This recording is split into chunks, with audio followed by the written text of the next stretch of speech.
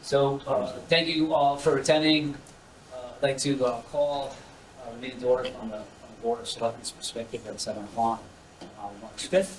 And Daniel Del Rosso, the Board of Finance. I'd like to call to order the Board of Finance meeting at 7. thank you so much. I'll stand. To the flag of the United States of America and to the republic for which it stands, one nation, under God, indivisible, with liberty and justice for all. Thanks much, and thanks to all of you for attending. Next section on our agenda is public comment. This section of the agenda is reserved for persons in attendance who wish to briefly address the board's request that a person's comments be limited to a single period lasting 3 minutes or less. While the board respects the right of the public to provide comment, this time is not intended for open discussion or board response.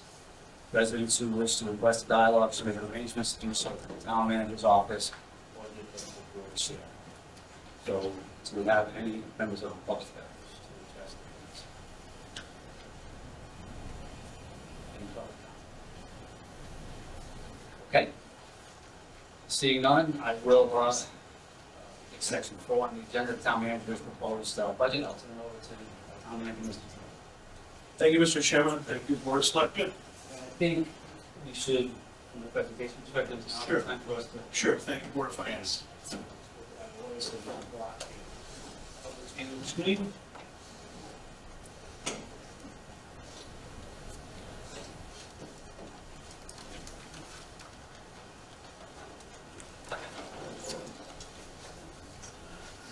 Let's go.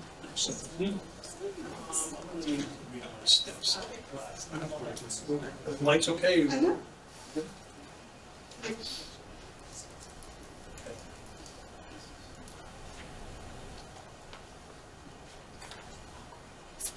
you go. Once again, welcome. I'm going to read the cover page. Then we'll get into the proposed town manager's budget 2024 fiscal year. So per statute, per charter, by March 1st, the budget was sent out. It was the summary page was sent out for the Board of Selectmen and Board of Finance. So Board of Selectmen and Board of Finance members out of Hebron, 15 Gilead Street, Hebron, Connecticut, 6248. Here members of the Board of Selectmen and Board of Finance. Pursuant to sections 902C of the town charter, I'm presenting the town manager's proposed budget for the fiscal year 2024-2025, totaling $41,383,994. The expenditure budget as presented is a 5.80% increase, or $2,268,791 more than the fiscal year of 2023-2024 budget. The town manager has reduced the department head budget's request in the town government budget by $423,491. The town manager is recommending a CIP. The town manager is recommending a CIP budget of $1,375,524, reflecting a general government contribution to CIP of $1,226,734, with additional funding sources. This proposal supports the town's needs and a commitment to maintaining infrastructure and equipment. The American Rescue Plan, coronavirus state and local fiscal recovery funds have made it possible to fund many important projects outside of the CIP budget. The town manager is recommending the following funding allocations, which would be capital projects, $10,000 to $75,000. That comes at a total of $133,650. Future reevaluation, contribution to that is $40,000, and the town manager is recommending to open space, which we'll see in the presentation or in my budget, $125,000.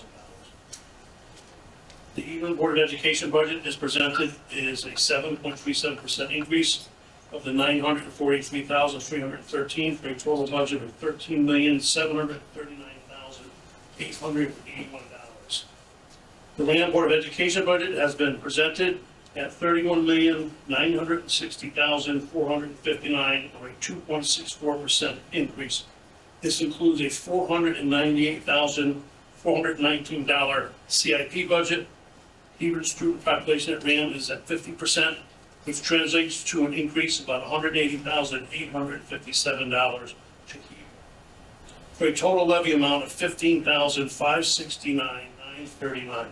The increase to the town of Hebron has been reduced by the credit from the prior year's surplus in the amount of $410,291.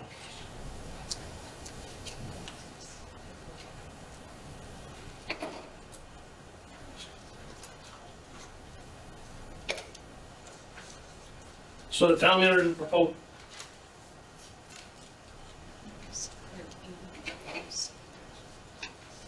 Listen.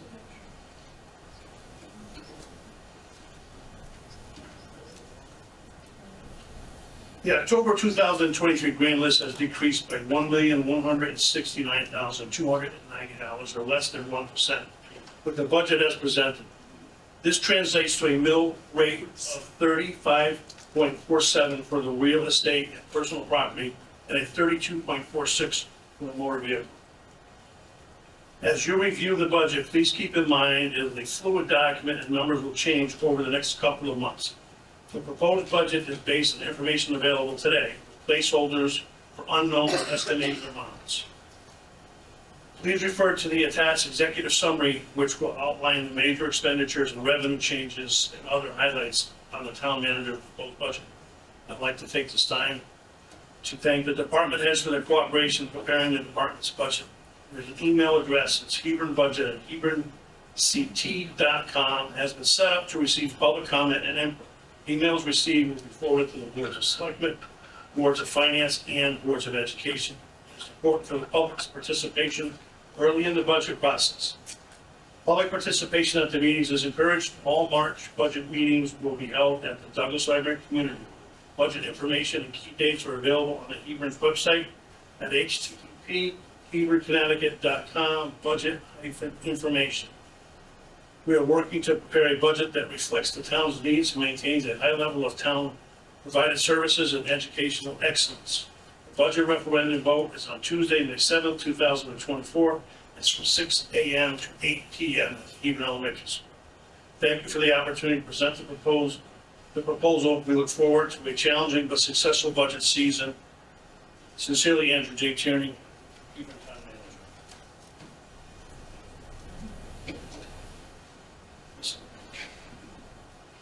So with that, we'll go right into the presentation. You guys want the lights dimmed or? Yes, yes. Is it okay?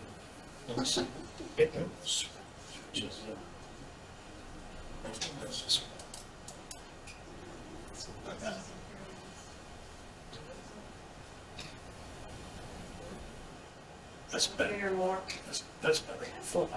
Yes, that's good. Yes. Thank you.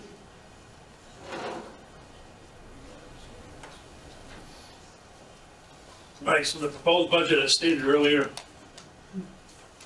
is $41,383,994.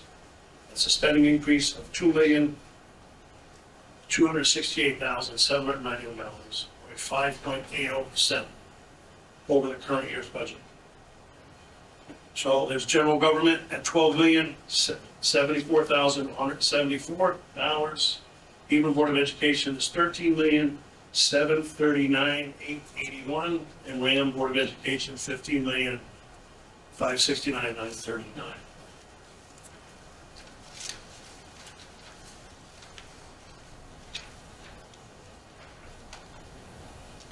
So here's the important one to store in your memory bank. So this is the proposed expenditures. This is the increase and decreases.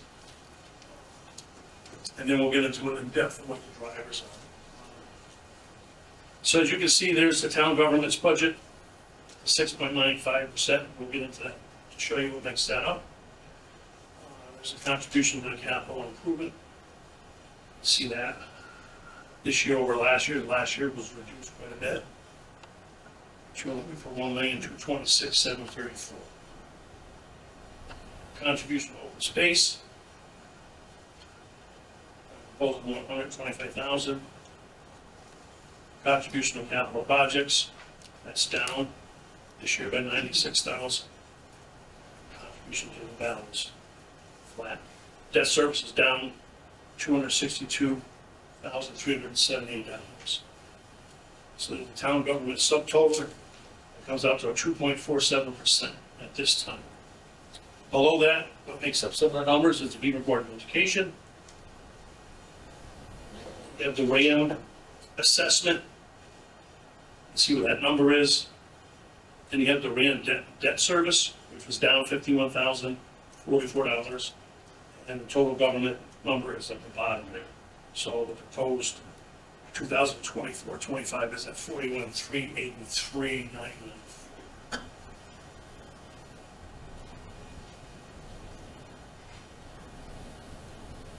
Okay. This is the important page. I'll break this out a little bit more than it's on the slide for you to hopefully you can understand. These are the budget drivers and the initiatives. So contractual salaries increases and compensation and adjustments. There's a payroll accrual that we have to catch up on. There's some bulky waste disposal fee increases due to contractual. Entered into a new contract last year, price went up quite a bit. Not much we can do about that. And then the medical insurance. So it's $276,000 due to contractual salary increases. Just the resident troopers contract alone's up $20,000 just for him this year over last year. The last 2 weeks of the payroll have not been accrued back to the prior year. So we have to get that caught up for the audit, so we don't have a finding. And that's $124,302. That's added to this year's bill. Bulky waste is up per contract by $85,000 this year over last year. The Hebron police salaries for the Hebron police officers, the hit to the payroll line on that is $32,500. What that is our part-time policemen getting paid a lot less than the surrounding police. We have actual certified police officers. Surrounding towns are paying $41 per hour, $41.42.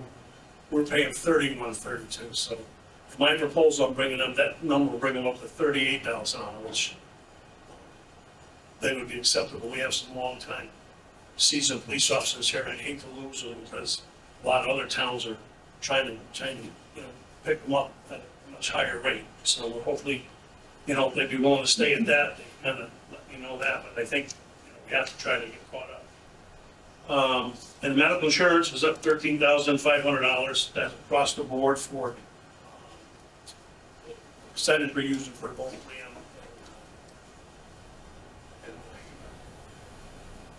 Is it 16 point? What's that? 16. It's like 18 point something, but we're offsetting some of our revenue and contingency. So we're coming in at this point at a 16 point. 16. 16 and a half. So I think we're trying to throw about $200,000 at that other contingency to keep that down. So we're just trying to do what we can.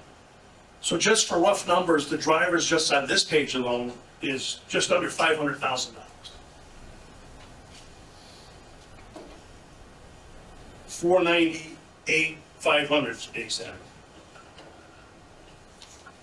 Capital expenditures, CIP, $1,226,734, over $75,000. Capital expenditures, $10,000 to $75,000 is $133,650, and revaluation of the $40,000.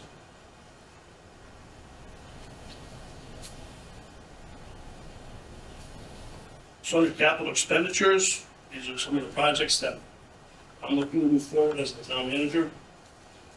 Met with the departments, a lot of stuff didn't make it to get this reduced, but this is a Wacker Newsom light tower that's to be shared between two different departments. They both had a request in for something similar, so we think we can get away with sharing it between the Parks and Recs and the Public Works Department at $13,068.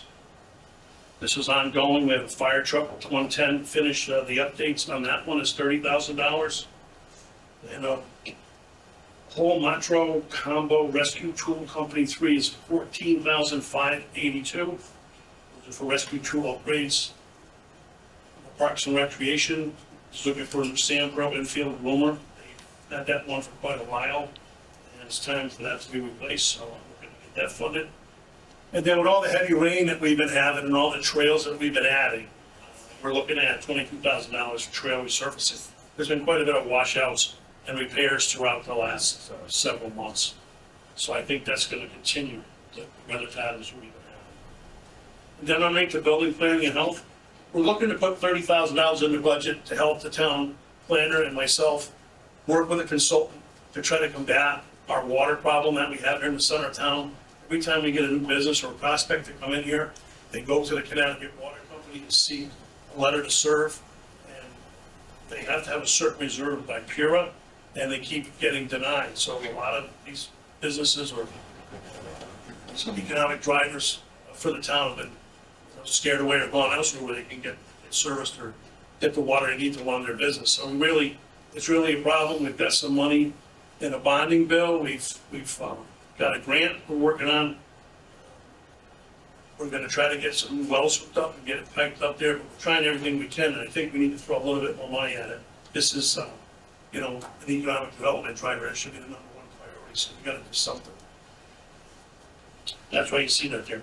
So total capital expenditures is $133,650.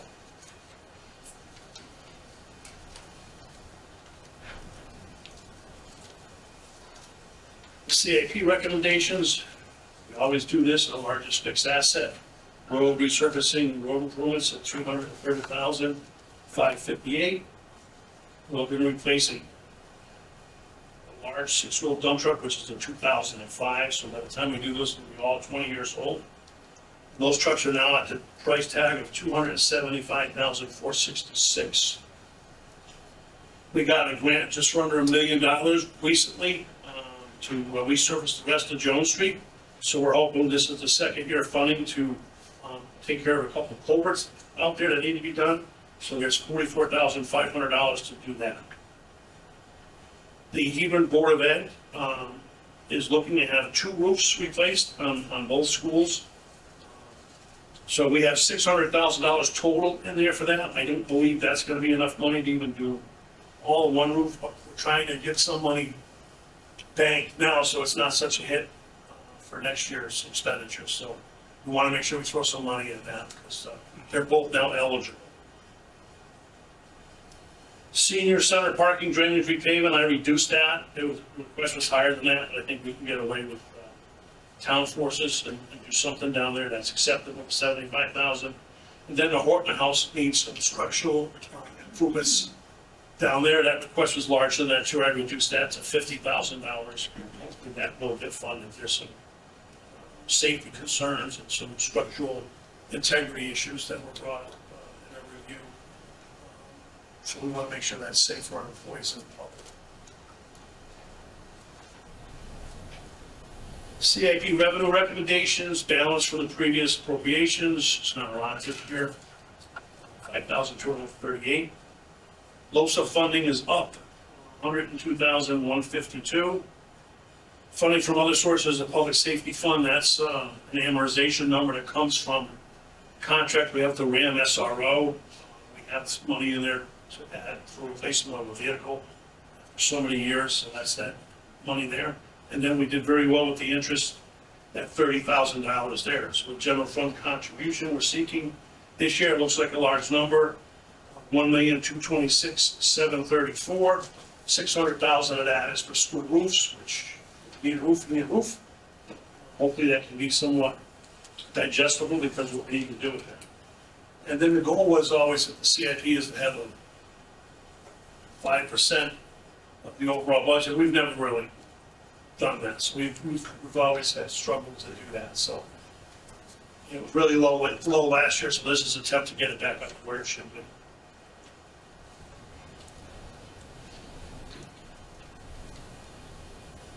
Hebron Board of Education, their numbers were sent out. There's a comparison from last year to this year, so it's a $943,313% increase that we added to the overall budget. Hebron Board of Education, town provides services to the Hebron Board of Education, in-kind services. The old people that don't know, we fund one school resource officer. They did have a request for a second resource officer this year. I didn't put that in this budget due to the increases we already had to the police and resident trooper and the training that the teachers are having and the amount of police that are around during the day. We always have 2 SROs normally in town, 2 local guys and a resident trooper and then a floating trooper from the barracks. So we met with Tom Topless and the teachers and we explained the matrix of what we have if something were to happen in town. You know, in a perfect world, Alaska did not fund that. In a perfect world, we'd have a full-time police department too, we don't. So it's not a perfect world. It's unfortunate. It's very expensive. So I didn't put it in my budget, but this is far from over. I had conversations with the superintendent, letting them know. We did add some money in there for additional police coverages. We do the snow plowing, including labor and materials. We do the ground maintenance, including labor and materials. We fund the AHM Youth and Family Services budget allocation and the capital projects, which we just stated, funded through the CAP and other funds. Example, on in-kind services, about $202,504. On the RAM levy, from year to year, you can see 2024-25. It's got the asterisk, it's $31,964,50. That includes $419 for the CAP budget of theirs. The change is $821,078, 2.64%. Hebron's change based on the 24-25 levy at 50% is $591,148. And then you can see the total down there. Hebron's levy, the RAM credit, and then the RAM levy for 2025 is $15,569,939.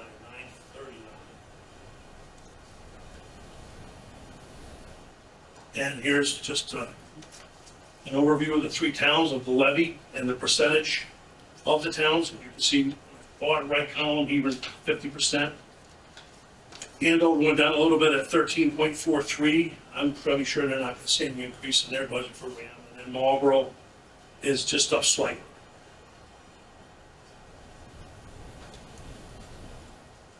Here's the expenditure history. Town government, the proposed $9,705,574. There's your CIP contribution, 1.226,734. Contribution to capital projects is 133,650. Contribution to reval remains the same at 40. Open space, I'm recommending the 125. And the debt service is $843,216. That totals $12,074,174. The Hebron Board of Education came in at that $13,739,881. The RAM levy and operating debt is $15,569,939, for a total budget of $41,383,994. Everybody likes charts. Seeing is believing. This is kind of showing you the trends. It's kind of hard to decipher them. It's not really, it all looks pretty much similar. You can see the colors. The blue represents the general government. The orange and yellow is the Hebron Board of Ed, and then the gray is the RAM Board.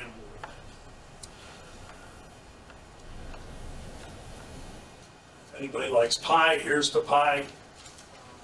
I think we went up a little bit from last year. The town was at 29%, RAM's at 38%, the Hebron Board of Ed's at 33%. And then you have those other pieces of the pie that make up the debt, capital expenditures, and the open space.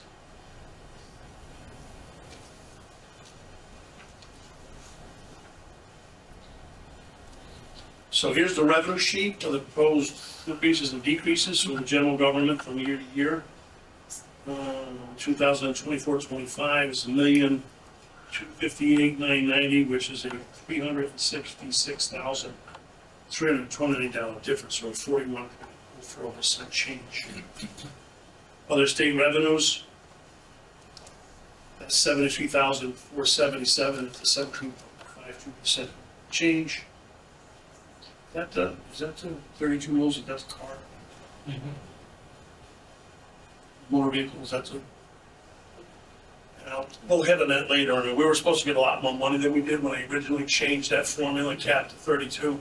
We were hoping to get all 200 and some odd thousand. We ended up getting about 89,000 because they didn't formulate, didn't have all the mill rates from all the towns that were above 32. And by the time they did the calculation, they didn't have enough money there. So, point finger, but we're going to get more than that. ECS, the special ed grant funding, it's flat. Unassigned debt minimum contribution, left that flat. Back taxes and liens, we don't have any this year like we did the last couple of years. And then the tax revenue, it is what it is. There's a difference of $1,828,985. So at the bottom, you can see the difference, $2,268,791, or 5.8%.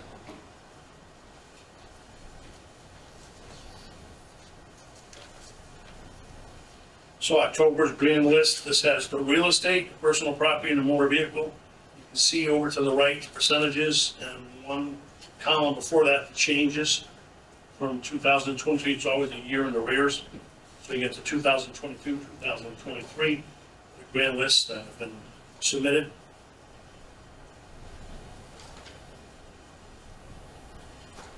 The motor vehicle is down, as you can see, 5.97%.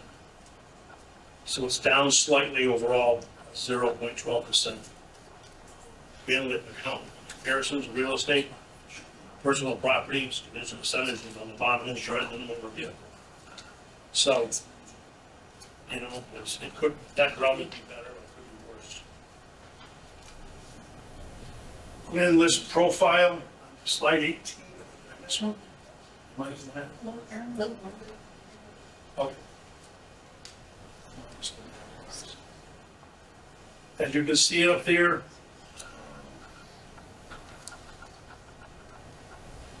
you can see that the asterisk is a reval year.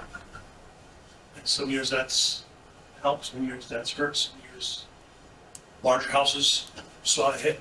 And last time we had reval with smaller houses saw a hit, and commercial actually went down. So it was kind of different how it affected. Slide number 19 is the grand list profile. Once again, bar chart. Oh, okay. Okay. That's what I know. All right. Yeah, so we can just compare. So the grand list adjustment is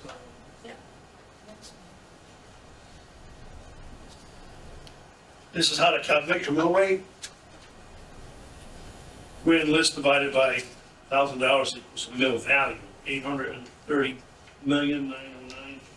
divided by 1,000 equals 830,909. The tax revenue divided by the mill rate equals, the mill value equals the mill rate. Mill value is at 98.50% collection rate, which is $818,446. Bottom, that's 29,030,563 divided by the 818,446 equals that 35.47% mill. The assessed value mill rate tax, it was 248,360 times 0.03547 equals $8,809. Yeah, that would be, that number is an example of the average household we use in the town. We've used it for years to try to get an idea of, you'll see the next one, what your taxes would probably look like.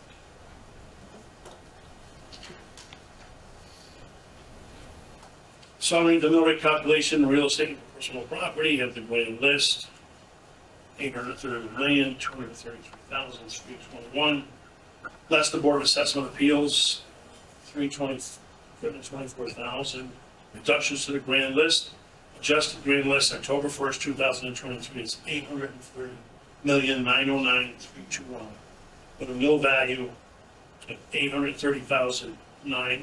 So each mill is worth $831,000. So in order to move the needle when we try to cut the mill down to a palatable number that can get it to the booth, see what you gotta cut to move the needle. So mill value based upon the 98.5% collection rate is $818,446. And as of right now, the way the budget be presented, the three together, the mill rate proposed is 35.47. Here we go with the post-tax calculation, personal property, real estate. So those are the, you have the market value of the three different houses. They're actually houses in Hebron. And there's the assessed value. There's what the tax was for 23, 24. Here's what the tax will look like for a proposed 24, 25 tax increase. So all the way over to the right, that middle house that we were talking about, if the mill rate were to stay the way it's presented tonight, it would be $566 more per year. A larger house, about $1,000 more.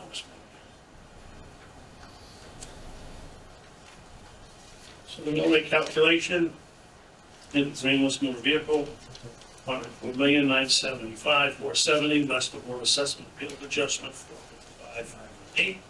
Reduction to the grand list, adjusted grand list October 1st, 2023 is $1,519,872, with a mill value of $104,520. Mill value based on the 98.5% collection rate is $102,952, with a mill rate budget for the motor vehicle of 32.46. This is the mill rate history. You can see the asterisk. 2022-23 was a reval year. That's why it fluctuates like it does. It's mandatory. We do that every 4 or 5 years. Then we go into the budget process. The board of Select and the Board of Finance review the budget during the month of March. The board of Select make recommendations to the Board of Finance by March 31st. The budget process is the Select will conduct a public hearing on Tuesday, March 26, 2024, 7 p.m. here at the Douglas Library Community Room. And also the budget process, the Board of Finance will hold a public hearing and the Board of Finance and recommendation budget no later than the third Tuesday in April. The budget hearing is scheduled for Tuesday, April 26, 2024, 7 p.m. here at the Library Community Room. Budget process is pertinent to Section 903, the town charter referendum vote on the town budget, and this capital improvement budget is on Tuesday, May 7th, 2024, 6 a.m. to 8 p.m. Hebron Elementary School. And then listed are their budget review schedules with the meetings and who's going to be presenting or speaking to their budgets. On the 12th, you have the RAM Board of Education, then the Hebron Board of Education and Miscellaneous Government. On the 19th, we have the Parks and Recs Department, Public Works Department, Fire Department, Animal Services, Planning and Development, and more miscellaneous government. On the 26th, the Board of Selectmen public hearing, outstanding questions, the Hebron Board of Education, if needed, revenues overview and discussion, budget deliberations, finalized selectmen's 2024-25 budget and CIP budget. And the 28th budget workshop with the Board of Finance, revenue overview and discussion, budget deliberations, finalized selectmen's budget, and the CIP budget, also here.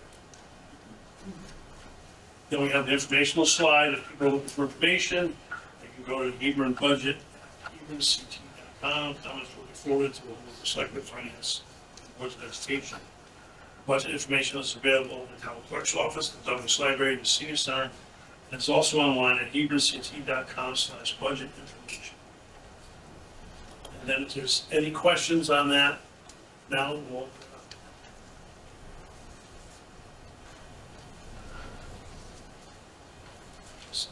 Andy, what is the Whacker Mason like now? So we've been having a lot of events in the center of town and at the Parks Department, and ghost runs and Halloween Howl. And then we have some projects that Public Works has to do where we we need some lighting, and we just don't have it. And the both departments put in separately for the same kind of piece of equipment. What we've been doing, most recently is renting them as we needed them, but we figured if at least we had one, we could utilize it enough where it would justify the cost instead of trying to get two.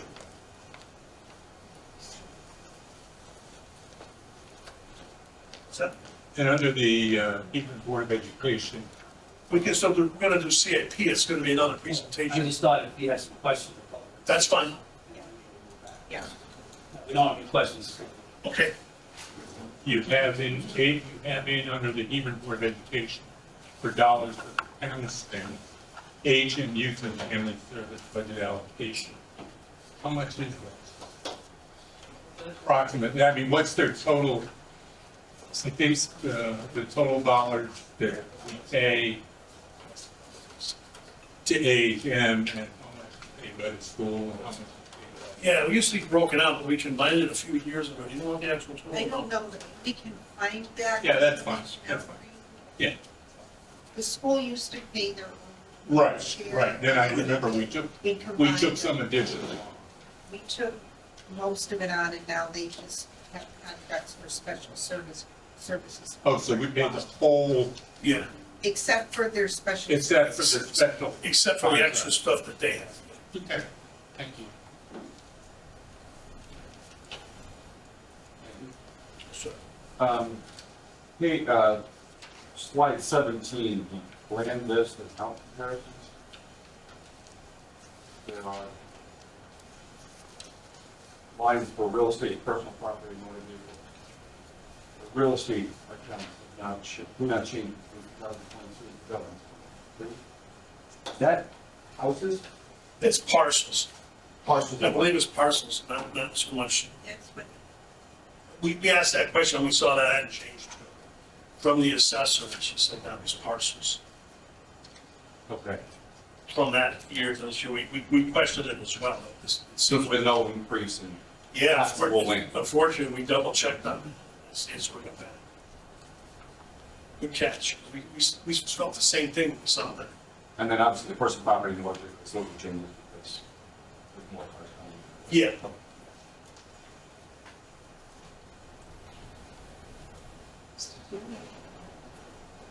did we estimate the cost of an additional school resource officer? I did not. Do you know what that? I think it's around $100,000.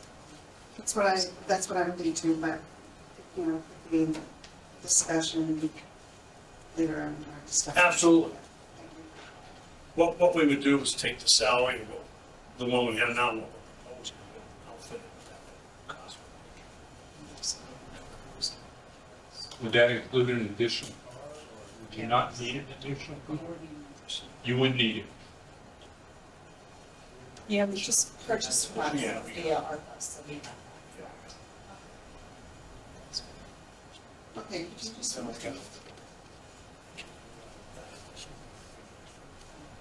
Back for took one on the service. okay, can you say that out loud again? Do we need another car or not another car? So we had another car in the budget anyways, we purchased with ARPA funds, so if we were to get another resource officer, we could make it work with the vehicles that we have. Okay, thank you. I have a question. Slide 4, I'd like some further details on budget driver regarding the payroll approvals. I'd like to understand how many of those. Okay, so when we had the audit done, it's been for the last couple of years now, is, or Lori, but, so there's 26 payrolls, and we get paid bi-weekly. So 2 weeks of every year was not getting paid in the actual year, it was paid start of the year. So the auditor said that's gotta be within the same fiscal year. And that amount is what I specified it to be, which was being carried over, so if we front load that, we only have to do it, I believe, at one time, and then it's something, we haven't done it, but it's another, I don't know if it's a finding or a recommendation. So it's a finding this year because it's the third consecutive year in a row that we have not budgeted for it. Payroll accrual is the first payroll in July. That has to be posted back to the previous fiscal year, which we've not had the budgeted funds for. We keep cutting it every year for budget restraints, so the necessity now, it was before just a finding, now it's a material weakness. And we want it, if we don't correct it, the town will be fined through OPM. So the cost for that payroll for July in 2024 is $124,402. So this is an OPM directive that you account this for? Correct. Did they specify statute? We do not. We're not in front of, Yeah. yes, Yeah, but we're not in front of OPM yet. OPM. If we don't correct it, we report on it. but this is report. gotta be correct. You want to weigh in, Maureen? Yeah, I'd like to go from. Do you want to weigh in? It's not, But- Yeah. But So- that's So it very is much- an audit. yeah, we could finding. refuse it, and then we would have an audit that's. Lori was trying to just, Well, so, So according to the auditors, it is a material weakness. It's a method of gap accounting that every municipality in the state uses to account for that 2-week payroll accrual. As Elaine indicated, the town has not in the past years chosen to fund that. So what happens with OPM is your third finding, Andy's going to get to go to OPM and explain why the town has not made their payroll accrual according to,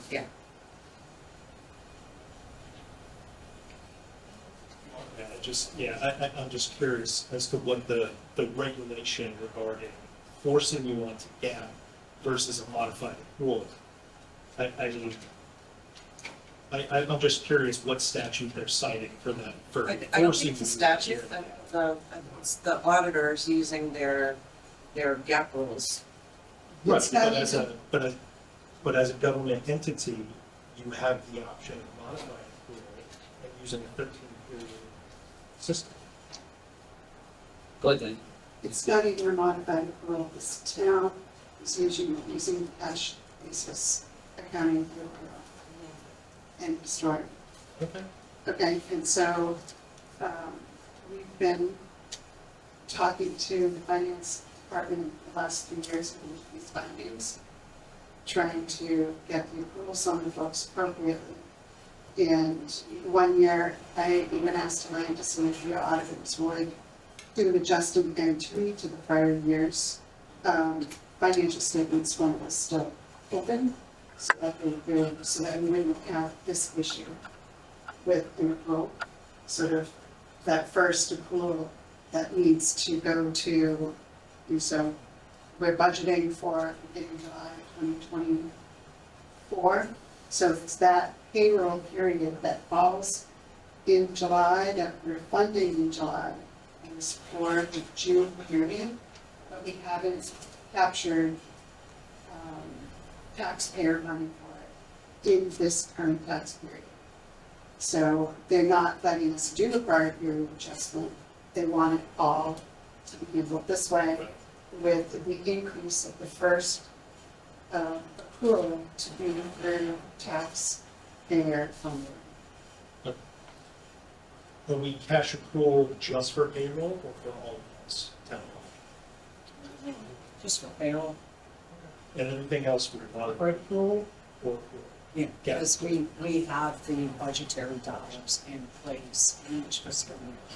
We just didn't for payroll. Payroll was to the penny of the exact number of the 26 payrolls that we were budgeting for. So on the rest of the town accounts, we're gonna gap accrual rules or modified accrual rules? It's modified. No. I believe the Board of Ed also uses an accrual for their payroll, so they're, right?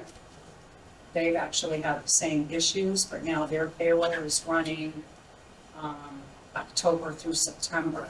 So they have a different situation than we have. Okay. So the answer to the question, do we have to accept that? We can dispute the finding, or we can, as a town, say we're not going to accept the auditor's finding. However, it then goes against us with the rating agencies, et cetera, et cetera. I mean, it's just stuff I worked in a town that did dispute it, and they spent 3 years trying to recover from disputing one of them. Yeah, but I mean, if they're saying that they're gonna do cash accrual for payroll, then you can't argue the difference between modifying and accrual. No. Cash is cash. So, Right. all right, that's what they want to do, it's what they want to do. Right. Okay. So I should have one more question on that. So has a mechanism been put in place to avoid this finding in the future? Or is it something going to change every year? This is just one-time things. I can't. So,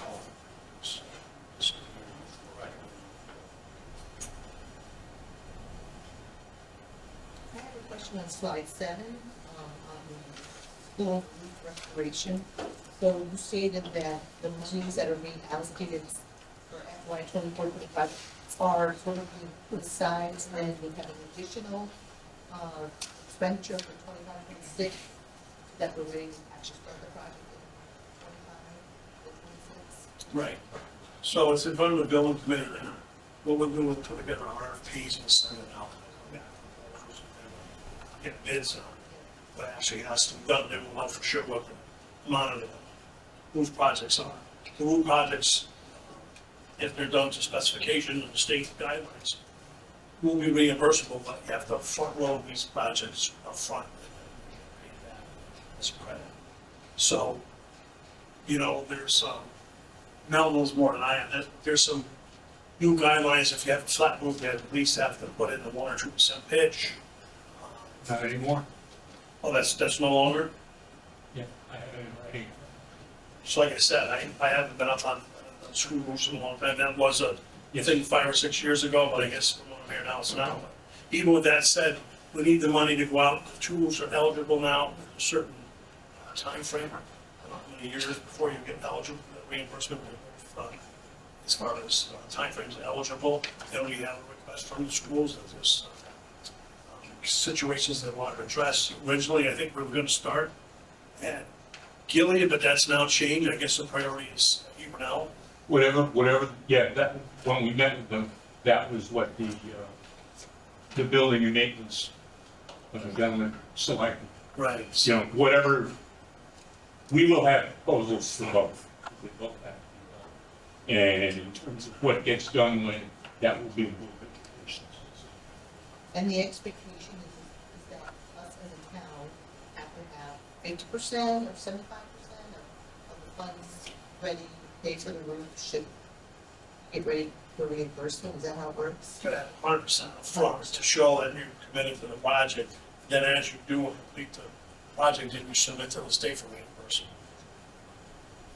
Is how I understand it. Correct. Anybody else? Like that, and, Why 501? Is that where the school? Yes. So it's understandable. Okay. Okay. My question is kind of a follow-on to what Claudia just talked about, but it goes back to an earlier project. And I guess, I don't know if this would be Lori or Elaine both. Have we ever gotten the final payment for Hebron Elementary School? No. Do we know when that audit is going to happen? Do we know when we're going to get that money that we talked about? Haven't heard any responses. We have not received the final reimbursement. You know, we're still in the queue, but we don't have any dates on when we can anticipate that. Thank you. So that everybody in the room hears, understands what you just asked, could you give more detail? Sure.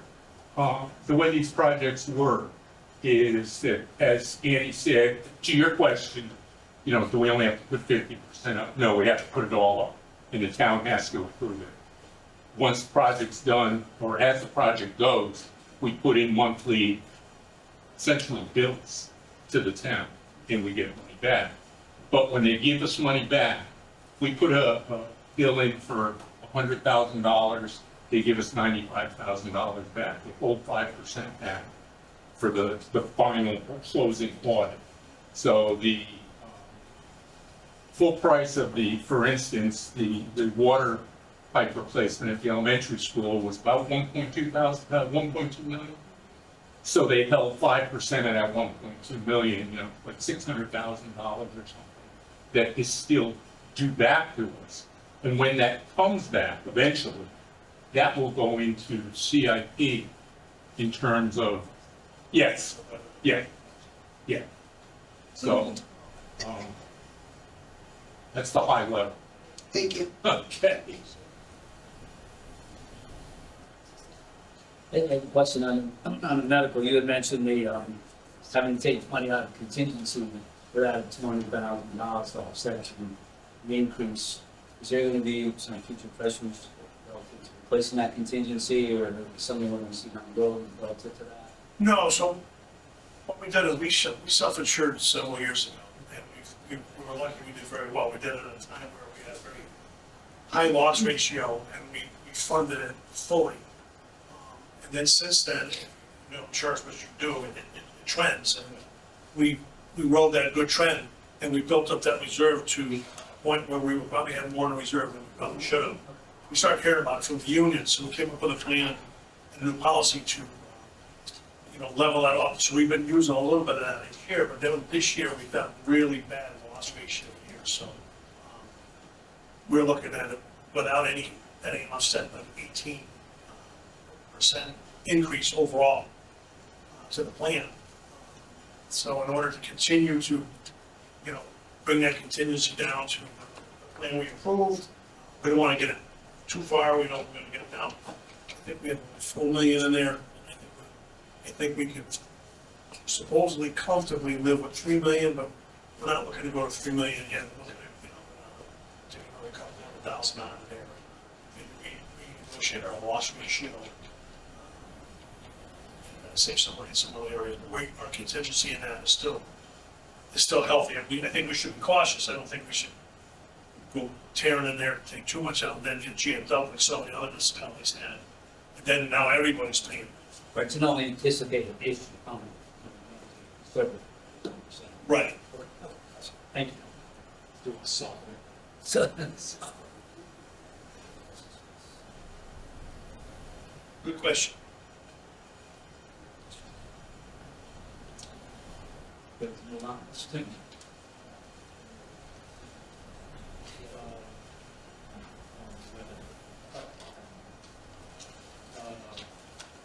I noticed on revenue slide 16, we have our unassigned contribution is flat. And then a second question on that is, are we reporting revenue as far as any federal reimbursements or federal grants? I know some of the grants come back in CIP revenue, but is there anything else coming into this side of the revenue as far as reimbursements?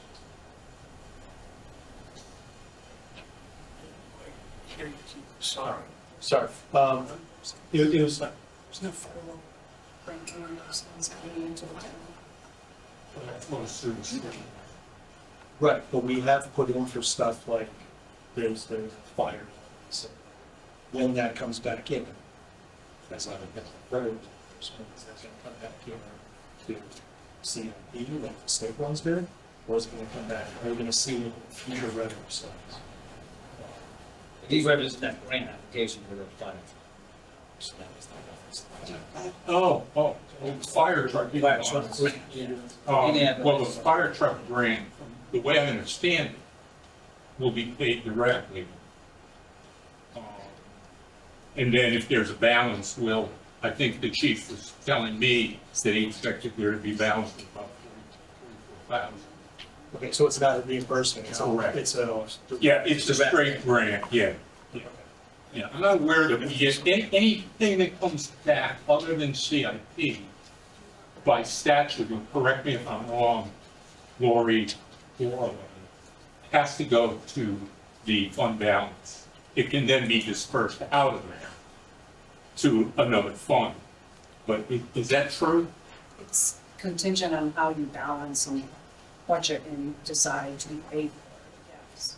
Yeah, but in order to go back somewhere, it has to come to fund balance and then be allocated back out by a vote or a whatever you guys do.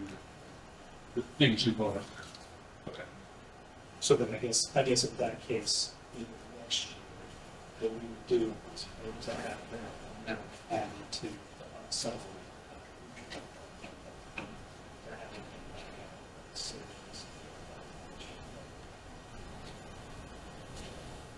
You have to be careful on what you take from your unassigned fund balance in comparison to what your overall debt is for the year. Shouldn't really be exceeding how much your debt payments are for the year, like what you're trying to offset from your unassigned fund balance. So it's just, So if your debt's $1 million, you could take $1 million, but if your debt's only $500,000, you can't take $1 million. You know what I'm trying to say? What you're trying to say is if we paid off all of the town's debt, we would not be able to take anything out of the business. Correct. Don't take it out. But it's still to It's up, yeah, offset your debt. understand, but it's Right. not. Right. well, what we can do, and we're getting a little bit ahead of ourselves, then again, it was a CIP project, but if we want to talk about the fire truck, so we don't have a burden on the taxpayers, and we are enjoying a healthy percentage in that because of 4 years of bad taxes, we probably cranked that up four mils. That's why that's up to a 25%. So what we could do through a town meeting is say, we have to purchase this piece of apparatus, we applied for a grant, we have $500,000 in bonding, I hope we get that. But we can also get approval on the town meetings, and take some money and order that truck. And then if we were to get that grant or $500,000, then we go back to the powers to be, the auditors and the finance director, and say, how do we get this money back to? That's kind of the same question you were just asking, I believe, right? Yeah, I'm trying to figure out how we would ever make those funds applicable to the budget. Yeah. So what I'm proposing is to purchase a piece of CIP equipment outside of the budget, so the taxpayers wouldn't feel it, but I would definitely get the legal advice on how to do that. And it would be that you would have to do the normal, following the town charter, go to a town meeting, and if the fire truck is $1,200,000, you would go to a town meeting to pay for the truck from the unassigned fund balance of a town meeting, taxpayer approval. Then there's no additional burden to the taxpayers, and you reduce the fund balance. So what we're seeing currently right now in the revenue side is the maximum. On which slide? On slide 6 Yeah. Your debt's only $800. Right, yeah, I've got a little bit more in there. Okay. but it's Yeah. ballpark the max. It's Okay. comparable. Gotcha. Okay, thank you. I just like a follow-up question. Can you just state again for the numbers so they understand where the outside balance is? So 25%. Is it even 20, yes, 25%, that's the last time we did analysis. We just had the, as of June 2023, it said. As of the last audit, June 2023. The town budget. The town budget, yes. That's reflected. 25% of the annual budget. Yeah, it'll be in the.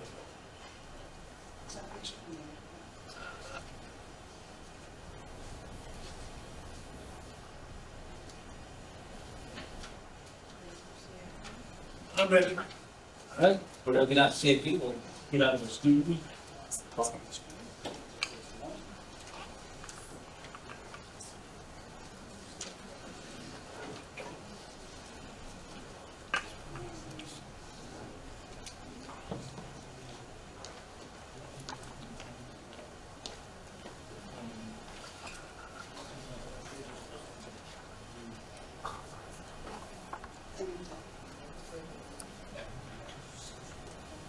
No, it's in the Well, that's no.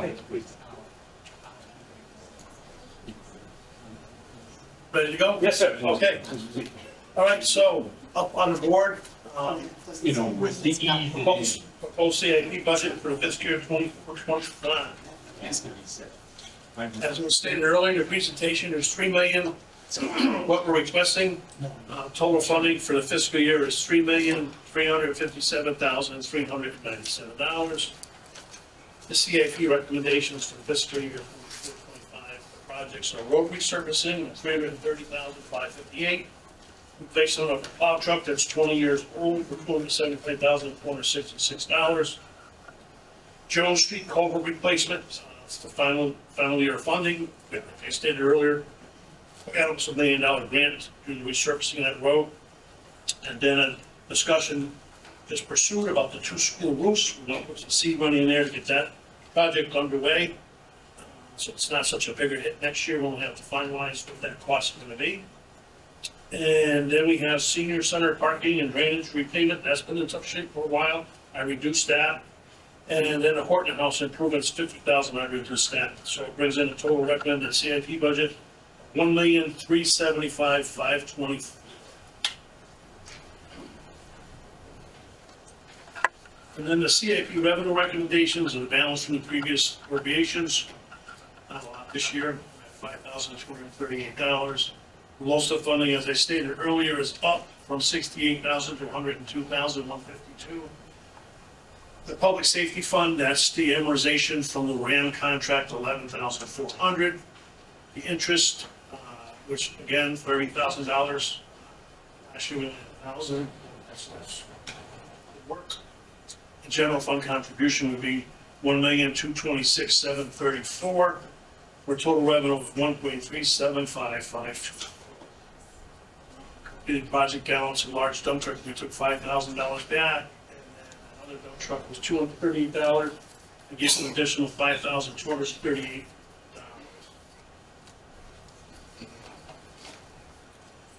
Hebron road maintenance, resurfacing and repair, we have approximately 80 miles of town road, which is 69 miles, which is worth approximately $34 million. It's the town's largest fixed asset. We continue with timely maintenance. It's more cost effective than deferring it until deterioration. Total reclamation, which is much more costly than maintenance. If safer roads to travel, quick emergency response, including snow, less wear and tear on the vehicles, effective economic preservation. The Jones Street culvert, this was replaced 2 culverts due to age. This is second year funding. Jones Street drainage lining is needed to repair 2 culvert sections. One's a corrugated metal pipe, 65-foot length with a 36 diameter. The other one's a 40-foot length with a 30-inch diameter concrete. That is in the deep road cut. It's cost effective to reline both culvert crossings if we're going to redo that road, which we plan to do. So Jones Street reconstruction is part of the TIP grant application to CROG. The grant has been awarded to the town of Hebron.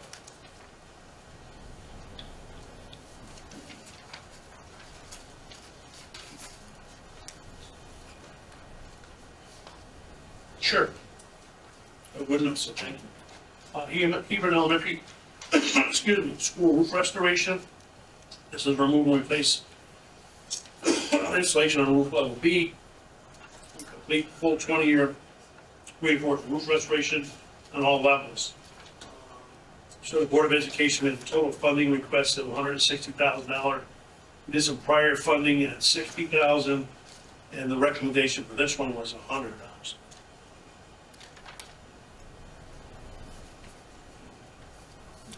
On the Gilead Hill School, we're going to replace 1,073 square feet of installation on levels A, C, and E. Add tapered crickets and saddles to 5,400 square feet of ponding area. Add additional drains to assist positive drainage in Roof A and C. And complete full restoration of 20-year roof restoration to all surfaces.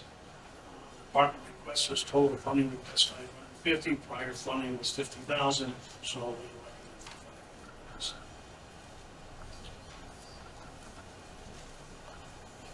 This is the information on the dump truck. This is a large 6-wheel dump truck with a lot of sander to replace a 2005 truck with 63,765 miles or 7,800 hours.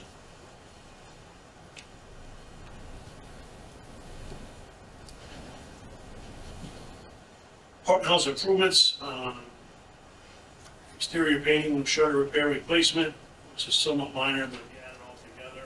Interior improvements is, needs restroom renovations, flooring replacement, window repair, cleaning, lights, and vent facts fixtures. The basement, we have the wiring repairing, we need to do waterproofing, and the framing, and the sheetrock. There's some structural integrity that's compromised down there that would have to be supported.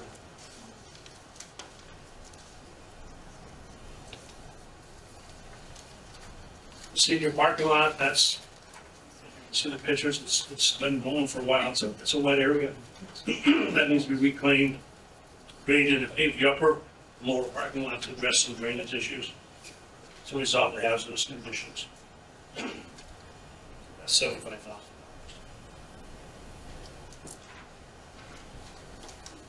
Here's the truck that we've kind of been talking about, that's not in the CIP, but I think it's a good place to bring it up. So the chief is looking to replace 2 trucks. He wants to replace the Rescue 110 with a combined rescue pumper. That would alleviate the need for more personnel to show up. It's a requirement at a motor vehicle accident, you have to have at least a pumper there, along with your rescue tools. A lot of surrounding towns have been moving to this type of vehicle. What this would do is we would replace the rescue truck we presently have, which is still worth quite a bit of money. We probably get $100,000 easy for that. And then there's another older piece out at Company 3. That's a 90, I believe it's a 96 engine that's getting old, needs to be replaced. So this truck will replace, take two trucks out of the replacement list with one. That will free up some more space, because right now we have some space constraints, ambulances and such. So trucks are moved around because of having enough space. So this would help in a lot of ways. It will reduce future requests for 2 trucks with 1. And with the personnel issues that we're having, we could get to more vehicle access with 1 vehicle and cover the necessary requirements that we have to have with water and tools.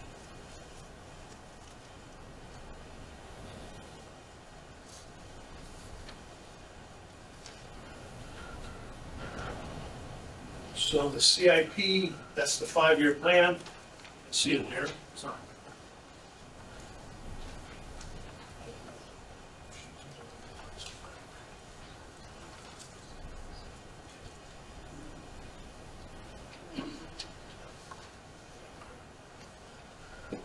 Excuse me.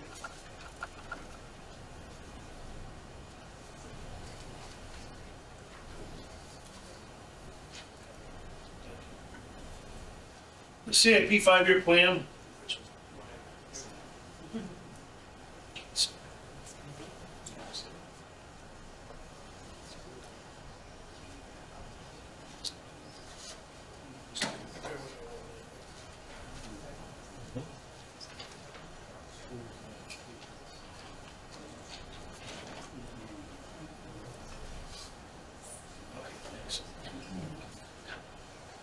Okay, so here we go. This is, other requests are out here, which we would, it looked like they're a lot of money, but as we get into that year, we realign and move things around. So what this is really is, it's a 5-year plan that we have to approve.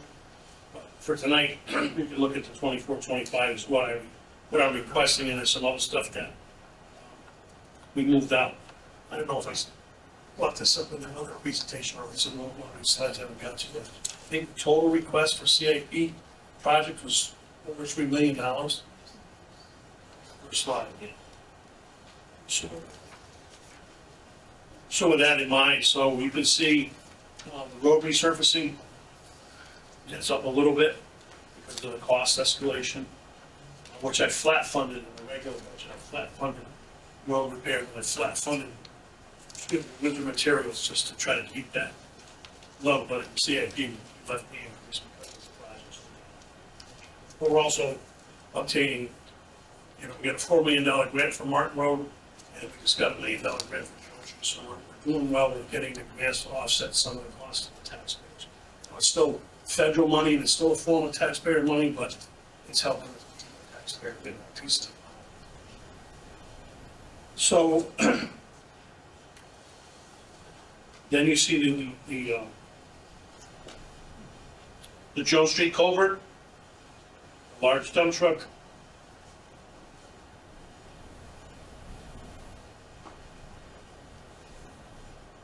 Then, okay.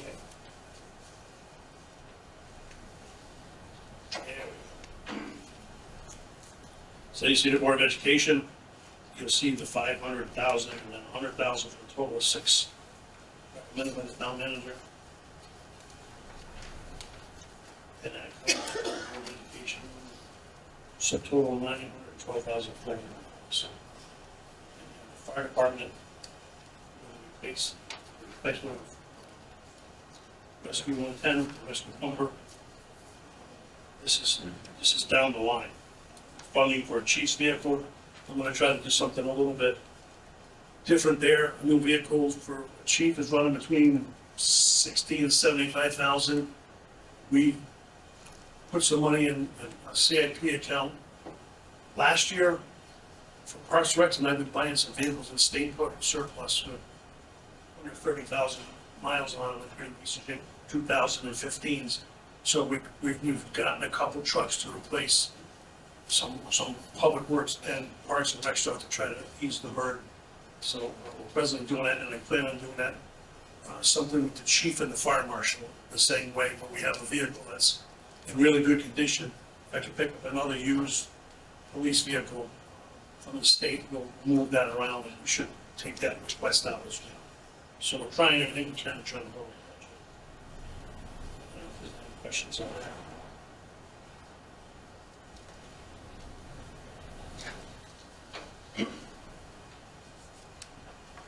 And recreation's been really, really good with us.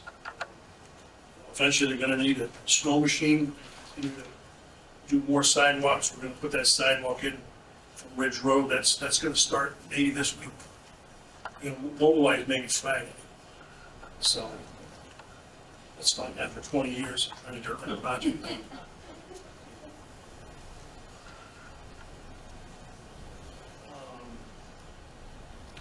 And then they were looking for a skid steer. I pushed that out.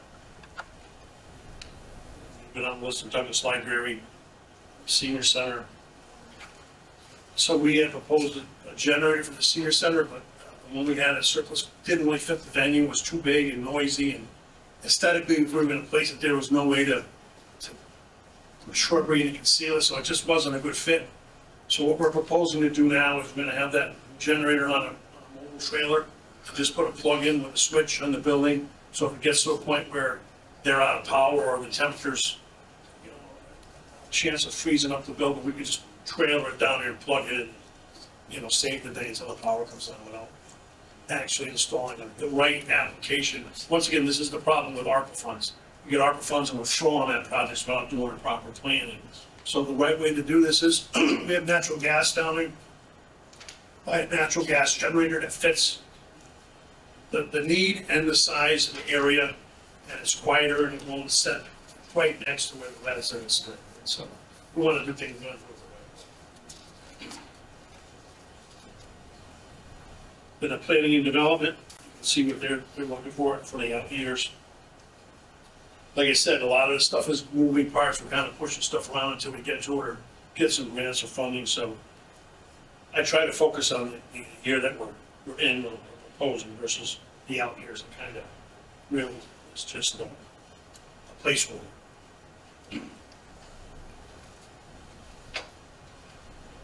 So you can see this is CIP historical funding, percentage of the total budget. You can see the line on the bottom is that's budgeting 101, what not to do. But it's supposed to be flat. You're not supposed to have highs and lows or peaks and valleys. So the taxpayer should be accustomed to a certain amount of taxes each year. Shouldn't be any real, surprises or decreases, and then the following year you got to make it back That's not what you're supposed to be doing. So this kind of shows you what the funding is. And you can see we're back up again, because last year was very low. And as Donna stated before, it's at the bottom. The goal when we set up the CIP funding was always supposed to be 5% of the total budget. Very rarely, I think we might have achieved it maybe once. So that's something that, you know, we're trying to do what we can to keep the mill rate down, but at the same time, if we push some of these projects off our rolling stock, and with the increase to materials and stuff, if we would have bought that fire truck a couple of years ago, it would have been like 800,000. Now you're looking at $1 million, and that's if we pull the trigger today and sign on the dotted line, then it will creep up. But if we don't do that, we fund it over another 3 or 4 years. It takes 2 years to build a truck like that. Probably talking another 20, 30,000. So it's by stretching things out, it's costing the taxpayer more money at times. Sometimes you have to do that. And that's it. Any questions on that?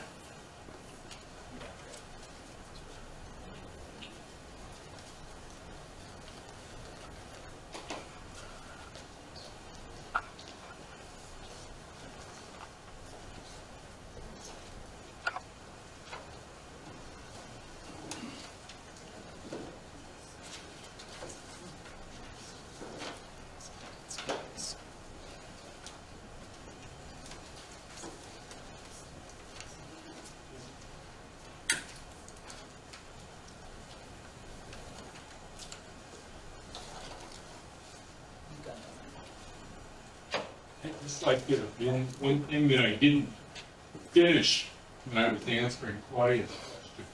Claudia had mentioned a 50% number in there. Our reimbursement rate currently is 55.7. That can change every July 1st. So if we're able to, and it's gone up over the last 3 years. This is for school projects. So you're talking relative to the roofs, is that? For all school projects, well, for most school projects we're involved, there are different rates for a totally new school. But for the work we're doing, it's 55.71 up from 54.32, I think it was a couple of years ago. But again, it may change every July, and what that comes down to, Claudia, is if we appropriate $1 million for a project, and we pay $1 million for a project, then we'll get back from the state $571,000 right now.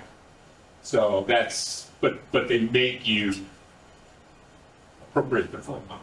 So relative to the roof, make sure I understand, the 600,000, what, I'm sorry? the relative to the roof, the $600,000 for these roofs, what is the expected, is that, I don't see any future funding.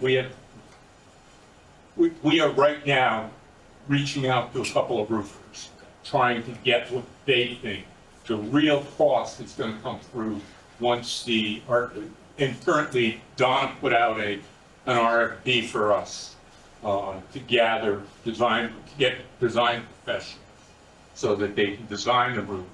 And part of their design process is to then give us their estimated price.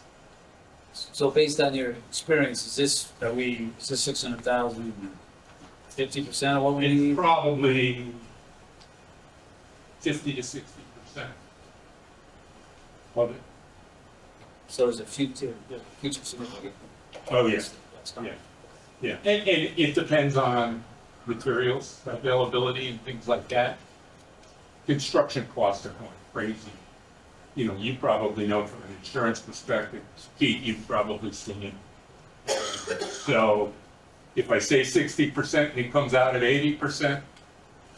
Well, I'm just saying, just a general idea. Yeah. You see 600,000, you might say, oh, that's close, and it's not really close yet. Yes. It's a step in the right direction, but it's not. We got, as Andy said, we got to start putting money away. No, I get it. Yeah. Unlike the fire truck. Andy, when some of these projects that you put forward here that for this year, they're not fully funded. So in terms of when I'm looking at the slides, so funding, was that the funding request versus the recommendation? Is that more fine-tuned numbers, or is that? Yeah, I hope with the reduction we can, in kind services, we can still get the last one. Like talking like the Horton House. Right, and then it's in the parking lot, Yeah. you think we can, that number that you have is the number that we're expected to get? Yeah, they had gotten some estimates for some contractors, and they were just that, but I think they went with some of the kind services. Some of the equipment we have, some of them were being to our staff. Paid. Okay, so you don't expect those numbers to go higher? right? Yeah, no, I'm try to get that project completed. So just if I may, an observation, a challenge for all of us, as I look at 25, 26 projections, it's an alarming number that is in there, and we obviously worked hard to get a number down that aligns with what the public will approve budget season over budget season, but it would seem to me that we're going to run into a problem at some point with getting the public to approve what become very needed projects, and maybe we should be thinking at some point about alternative ways of funding, with bonding or something else. You just took the same methodology about the spikes, the highs and lows. Yeah. We just paid the park off. We're gonna be paying off the CNG debt next year. Moving forward, assets, and then we're gonna be paying off companies and fire stations. So we'll be in good shape to do another bonding project.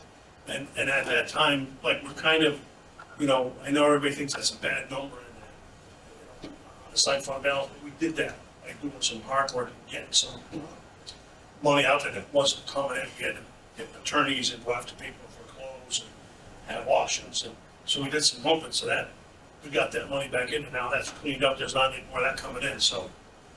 Because that did it the way we did do it, it would be appropriate to give the taxpayers a break and buy $1 million fire truck if the town approves that. And maybe add on a couple more projects, I didn't get into that, but so many other projects is the school, in order to be in line for a grant for air conditioning and air quality, they need money for design now. And even if it went through the CIP, if I left it in there, I don't know if that would be done in enough time to get an RFP done and out. So what I'm gonna propose when we do the fire truck is a couple other projects that would alleviate the burden on the taxpayers, that expedite schools so they can get in line and some of these other school districts to get that grant money, get a better chance to get the grant money and offset and get those projects done. So there is times where you need to do some alternative, you know, budgeting and thinking, and there's some time constraints. And the longer you wait, you know, everything's competitive. I don't know if you know, it's very competitive when it comes to getting grants. I think we've got a pretty good track record. And we've got a pretty good track record at the state for doing what we're supposed to do when we get it. So that helps. So, regardless whether it's the schools or the town, we work together. The building committee's been great. We're lucky to have the expertise that we do, and the work that they do is, you know, for no pay, it's actually, you know, we're really lucky. So we've got some of these things in the works, just they're not there yet. So I hate that we've got a reporter in the audience, and they say all these things. I want to make sure that we have our ducks in a row before it turns into a story, and we're not quite there yet. And I want to make sure that the public gets their fingerprints and their arms around the process before we really get into debating. But we have some plans moving forward. We can kind of step up in different areas, but we're always thinking of the taxpayers. Thank you. On the same vein, I'd like to talk about debt service. And the last several years after we received the audit from the auditors, the department, the finance has recommended the transfer of unassigned fund balance to debt service, to the debt service management account, basically, sort of putting money aside. Is the balance about $1.2 million? It's just under 2 million. It's just under just under 2 million. Where does that show up in the balance sheet? That's not in your proposed balance sheet. The proposed balance sheet in your book is just for applicable to the general fund, but it's in your audit in Fund 17, which is the debt service management fund. Fund 17, maybe that's where I was just. So there's $2 million in there now. We haven't done a recommended transfer to the Board of Selectmen for another $1 million. Yet, but we have that slated for our next board meeting. So that would put significantly more money into that debt service. So it's basically doesn't necessarily make it an assigned fund balance, but do you actually move it into an asset account or move it in fund balance? So it sits in that fund, Fund 17, the debt management fund. Okay. But then when you look to bond for future debt projects, Moody's and Standard & Poor's are going to look at overall, not just what's in our assigned fund balance, but how we've also, the town has also tried to allocate for future debt to come on the books. So by putting money aside there, it proves that you're trying to manage the town's assets as much as possible, which is why for the bond that we did in 2020, we got a 1.3% interest rate. Chances of seeing those again are slim to none, but that's what helped us, was what we had in our fund balance, what we had in our debt management fund. So it's a good problem to have.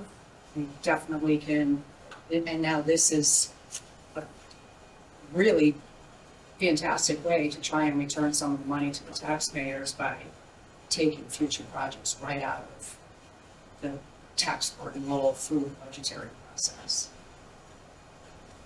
Okay, say that one more time. So if Andy's going to propose the $1 million fire truck and maybe some other things for the Boards of Education, you don't have to put it through your CIP process, so you're not adding to the tax burden to the taxpayers. You're taking it right out of the fund balance and you're paying for it. It's almost like having cash in your own checkbook and you're just going to go and buy a car because you can afford not to take a loan. So you're kind of doing the same thing here with these projects that Andy was just referencing. Okay, one of the things that Mr. Asper was suggesting is putting together a bond issuance as well, perhaps, for a number of asset purchases together, right? And so the schedule that was being talked about is in section 5,000. And it's a few pages back. It's around page 39. It shows the schedule over time of the expenses of the debt service. So what we're saying is that right now it's just under $2 million in the debt service account. We're reflecting in yellow that the expense this year is $841,000. That's reflected in the current budget, and the revenue numbers that are in the current budget are to raise $841,000 as well. So we can potentially take part of that money from the debt service account to reduce the burden on taxpayers, right? So you already have a revenue offset of $862,000 as a revenue.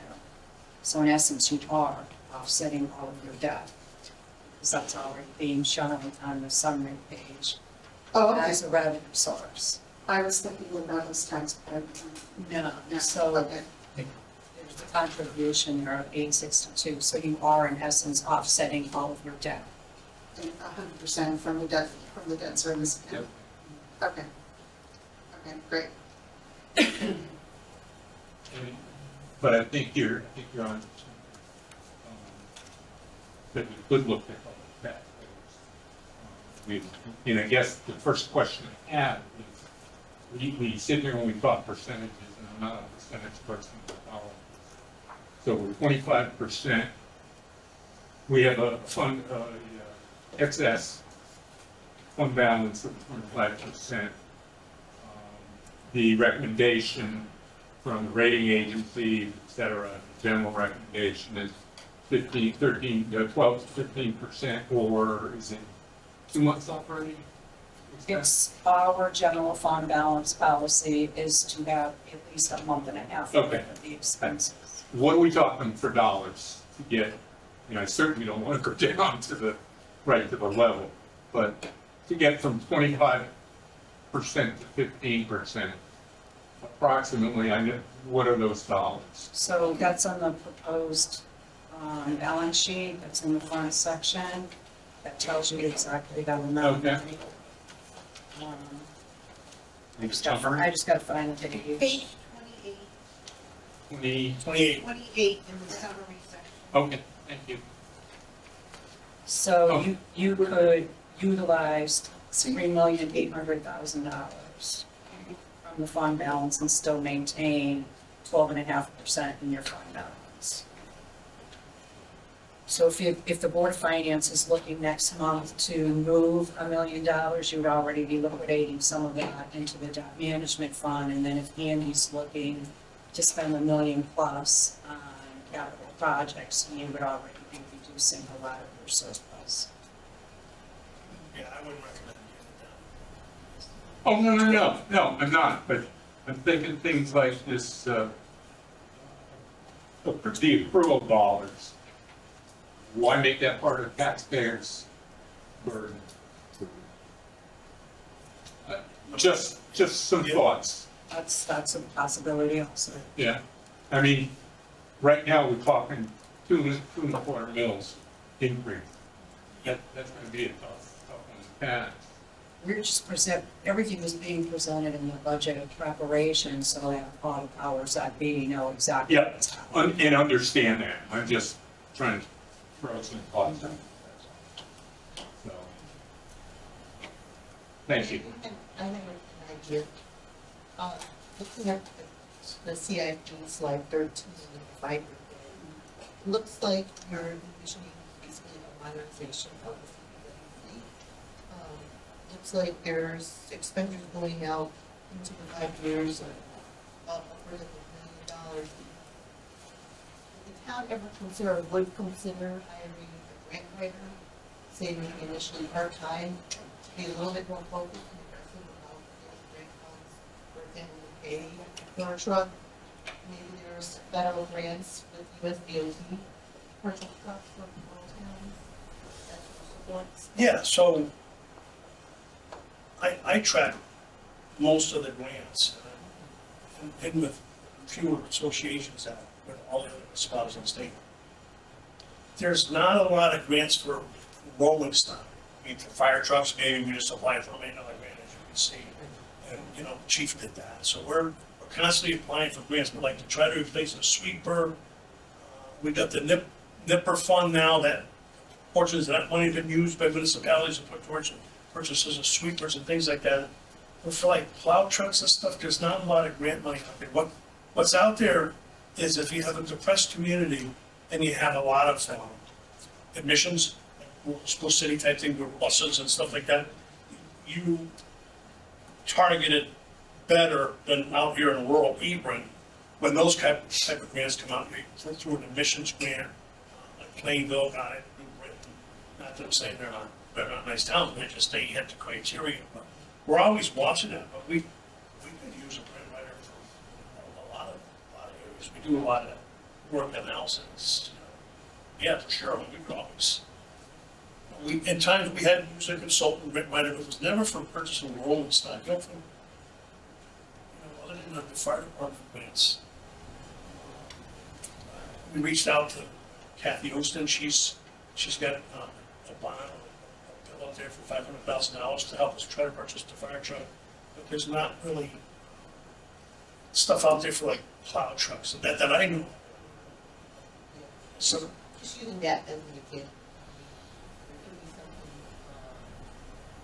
something, the U.S. Park Service doing this, like, any kind of funding request for trucks, right? yes, I track all that. Yeah. I track all that stuff, but like I said, we're in with the state surplus, we're grabbing some stuff out of there. I think we're one of the more aggressive municipalities to try to offset costs when it goes to all the stuff. You know, a lot of stuff doesn't leave the zip code, so we don't, when you can buy a pickup truck to pull the mowers from Parks and Recs for $10,000 versus $65,000, that's a big savings in town. We just did that. It was 2 vehicles. Just think outside the box, Brian.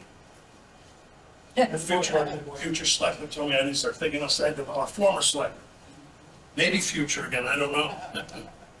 But I track those. I'm not here to try to impress anybody. I have a meeting tomorrow night. I still sit on the board of CASHO, which is the Atlantic Association of Street and Highway Officials. I was the president of that for 10 years. We're all over the country chasing grants for salt sheds, for public works facilities, things like that. But when it comes down to the rolling stock, there's not a lot of, there's rebates,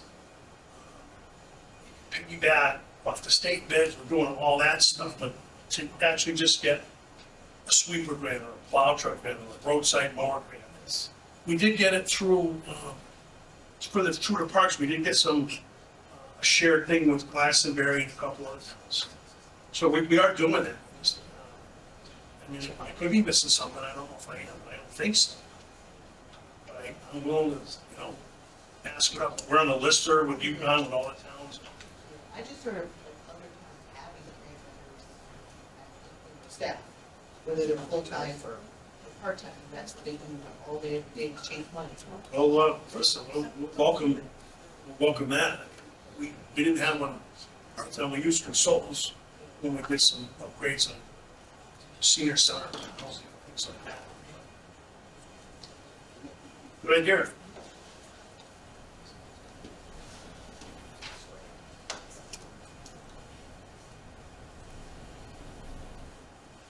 Back to my debt service questions. I know right now we really only need any unassigned fund balance to debt service. If we changed the town charter to consider CIP funding in addition to the debt service, do you think that that would be applicable by rating agencies and such? That's a really good question.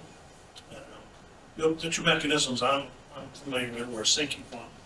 We take a certain percentage, we budget, just put that aside every year for rolling stock. That happened in the town I came from. When we came here, it worked perfect. There was no argument about who gets a backhoe, who gets a fire truck. It's just, this is what your 5-year or 25-year replacement schedule looks like. This is what you need to put in it every year for 20 years or 25 years. The money was there. Right, and so on that account, the Department of Water is, WPCA. the WPCA is recommending a software purchase that can be utilized not just by Jennifer, but by the town to determine a rolling stock sort of fund like that, the assets for the town to determine how much is needed in, like basically an annual fund to contribute to and to maintain those assets over time. So we could use that software exactly for that. Yep. And it would help us also with, you know, funding not just through taxpayer taxes, but through any the unassigned fund balance transfers as well, if we change the chart. Sure.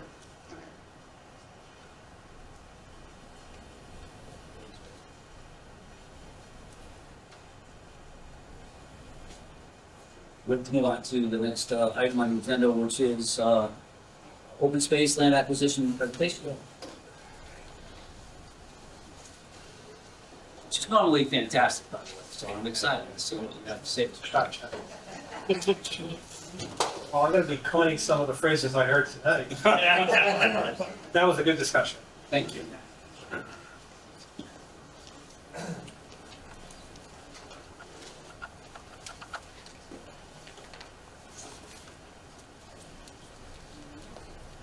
All right, thanks everybody. Brian O'Connell, I represent tonight Open Space Committee, and on behalf of them, thank you for your service to the town, to our neighbors, and taking time away from the families. Open space put together by our community in '98, by an ordinance. You can see the rest, and in the ordinance, it says you can fund open space up to 1/2 of $1 million, which earlier I learned was about $415,000. Open space, and I need to get into the education on how to get there. Here's our cast of characters. We've got 2 in the room. And I thank them all. A lot of great thoughts and time spent by all of the members. And there's a lot of years of service to the community on this committee. Open space looks at agriculture, recreation, and resource protection. And we're going to get into those. So here we have the Foot Farm, Foothills Farm, I should say.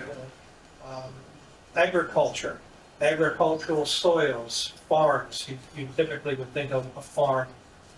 There's a number of types of things that would fall into this category. And our farming community that we have here is very, very passionate about open space planning. And to quote Mr. Ellis many years ago, once it's gone, it's gone. And we have some between Foots, Mr. Ellis, and Mike Porter down in the corner of Port Road. They're a great resource here in town.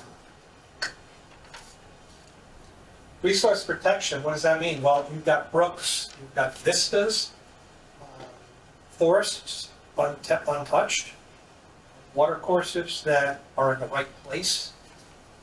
So it runs quite a wide array of what this resource protection would be. A lot of this would also dovetail when you look at this committee, members of planning, zoning, conservation, etc. All these committees are wrapped up into what ultimately we're trying to do here is preserve water quality is a big one, and make sure that there's adequate recreational opportunities, etc. But all the zoning requirements, when you see the plan of conservation and development, what our conservation groups talk about when subdivisions come about, this is, I think, essentially where you see a bunch of groups working together, and it comes to a head here this spring. And we're looking long term. Recreation, when you say recreation, we're paying off Burn Hill Park. I remember when we looked at that property and I said, this is where we're going to build the park. It's ideal. It's hard to find flat land in Hebron. We had a cut off the road already. We knew what the numbers were. We were grossly under resourced with regards to fields at the time. And we've got one of the most beautiful parks I've been told in the winter. And hats off to all the people that have worked on that over the years. Recreation could be trails, could be passive, active, and you have a very active community, which is a great thing. So, policies. We don't just run out there willy-nilly. We look at the plan of constituency. We work together with state. How do we do open space planning efficiently, effectively, cost-effectively, and prudently, knowing that we're spending taxpayer dollars in the case that it's the town of Hebron contributing to open space planning.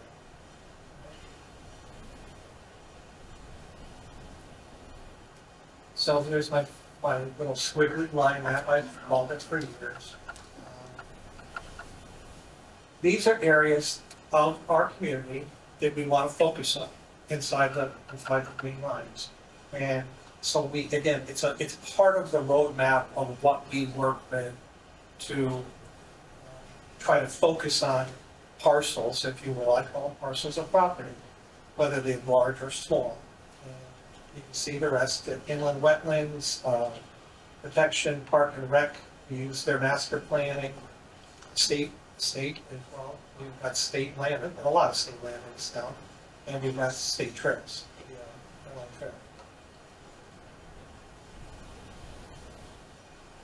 You look at trying to have contiguous properties ultimately joining together. And that's a good thing. You get blocks, you create a greenway corridor. It's good for not only insects, birds, animals, etc., but it also provides very nice places to either recreate or just to keep in a natural state.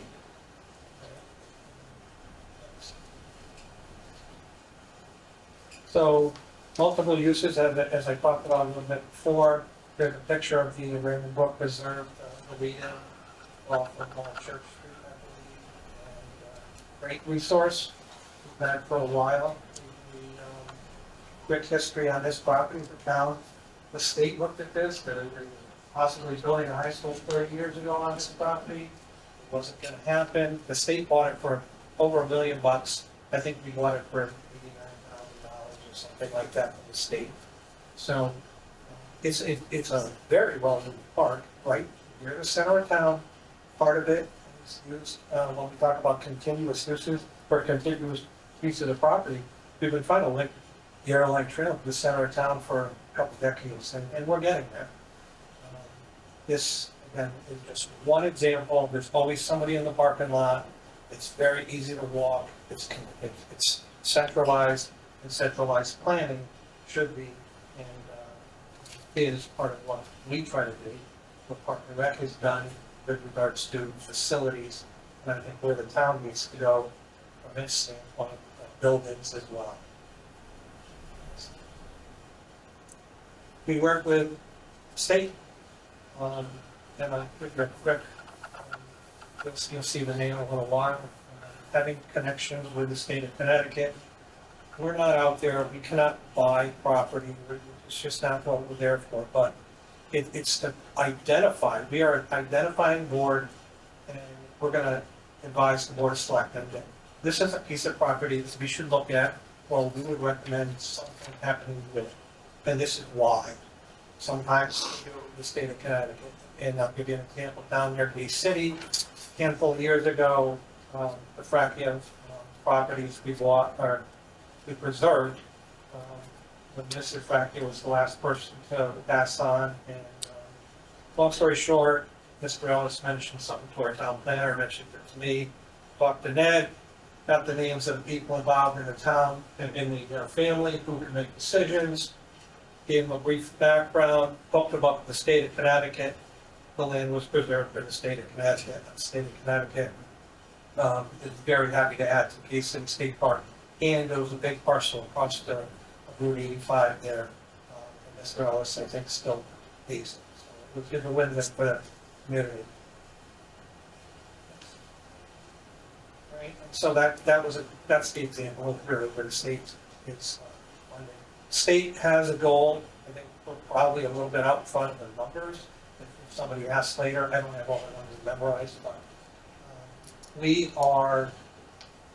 you guys, our community, the taxpayers of Hebron, you move here for a lot of different reasons, but this is one of them. Open space planning, and everybody's credit for me, we've excelled at it.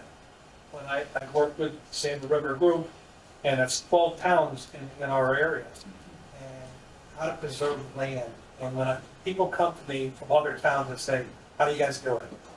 And I said, because people support it. They get it. And a lot of that is going to be, this is marketing. This is marketing on my behalf for the Open Space Fund. And what we are going to be doing, not for us, partially while we're here, God willing, and for our kids and our grandkids, and for the future generations, where you guys are going to have these tough decisions now today about how do we make ends meet and keep the mill rate reasonable. The decisions that we make and you make on this committee are forever. So thank you for that. That's huge.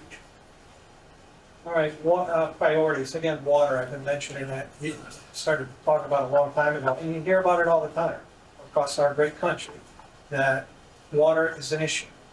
I heard it earlier, Connecticut water. Personally, I think that we, as a community, need to really, economic development is quintessential, and we need to really kick that, get that moving. I don't care how it happens, we've got to get that moving in Sarah County. our job is looking at a piece of property. If somebody comes to us and says, hey, we're looking at maybe building a subdivision, or, you know what, is the town interested in this type of thing? If it's something that this group has already identified, that maybe the town is, or it might be the state, then we'll take the next step. We can't take that next step if we don't have the funding. And right now, we're really, the bucket's pretty much dry. Again, that $500,000, 415,000, the first 11 years, we were funded at about 215,000 on an average, and we're not getting anywhere close to that anymore. And we need it. Price of land didn't go down, right? When you fund open space, and I'll stand on the soapbox for a minute, we're not just spending money. We can't. This is, you spend money, but it stays on the town books in a line item. It's a good thing for the town. It's there for the rating agencies. They see it. We're planning for long-term planning for open space reasons. And now we're going to make a little bit of money on it. The town does. So this is, that's my thing is we can't just keep cutting this budget just to try to make ends meet. And really what I've heard today, there's no reason. We are in a very good shape as far as, I think, conservative planning in this community. And I think we've got a lot of options. So going forward. All right, next, please. All right, Airline Trail. We've been working on properties around the Airline Trail, as you're probably well aware, up and down, just to create buffers. And what an asset that is in and of itself. Been around for just about 30 years. That's how I got involved a long time ago. Open space properties. It could be a 10-acre piece that somebody comes to us and says, we're looking at, we don't know what to do with this thing.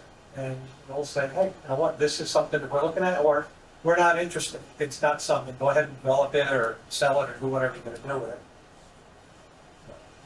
This group of people on this committee, I think there's a passion, and I think you have to have it, because you're looking at the end goal.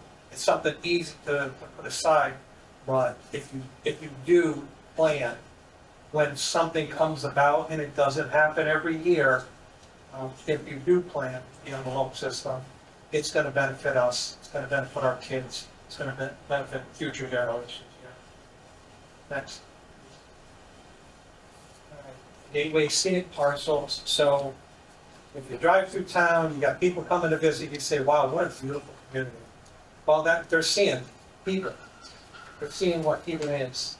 When you drive through Hebron, either on the state highways or on some of the back roads that you come into town, you've got a lot of open space in various forms that people just, I think, kind of fall in love with. And I've had people tell me that in the last handful of years that have moved here since the pandemic, that said we came to Hebron and we just fell in love with it.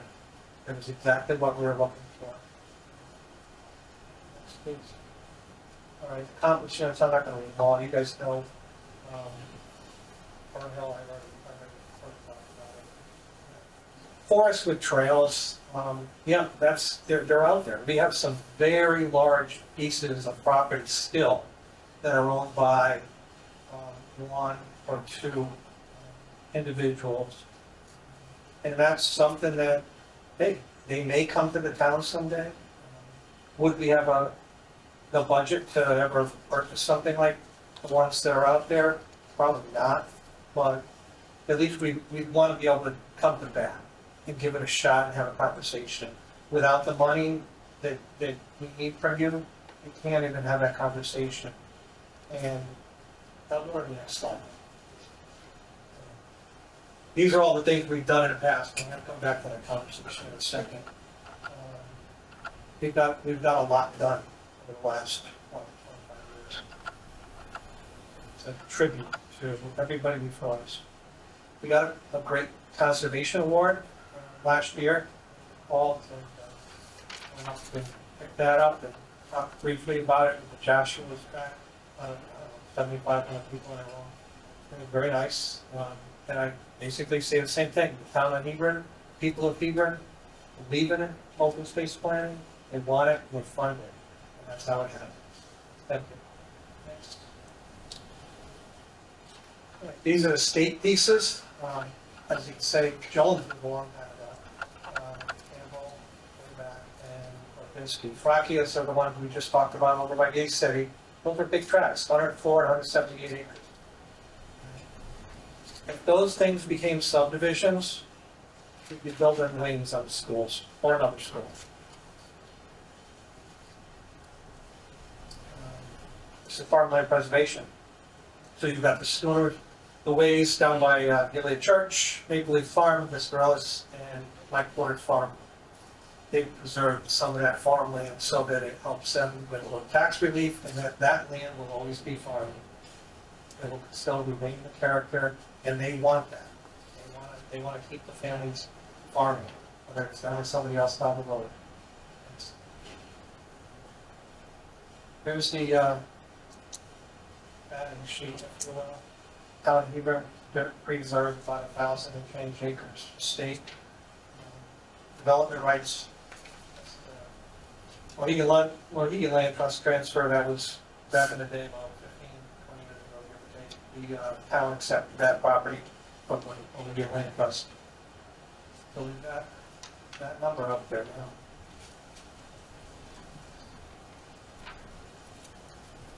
Percentages for all those of you that like the numbers. Public ownership, 22%, give or take. Agricultural, 4%, could be more. Private open space, that would be your golf courses, you see those kind of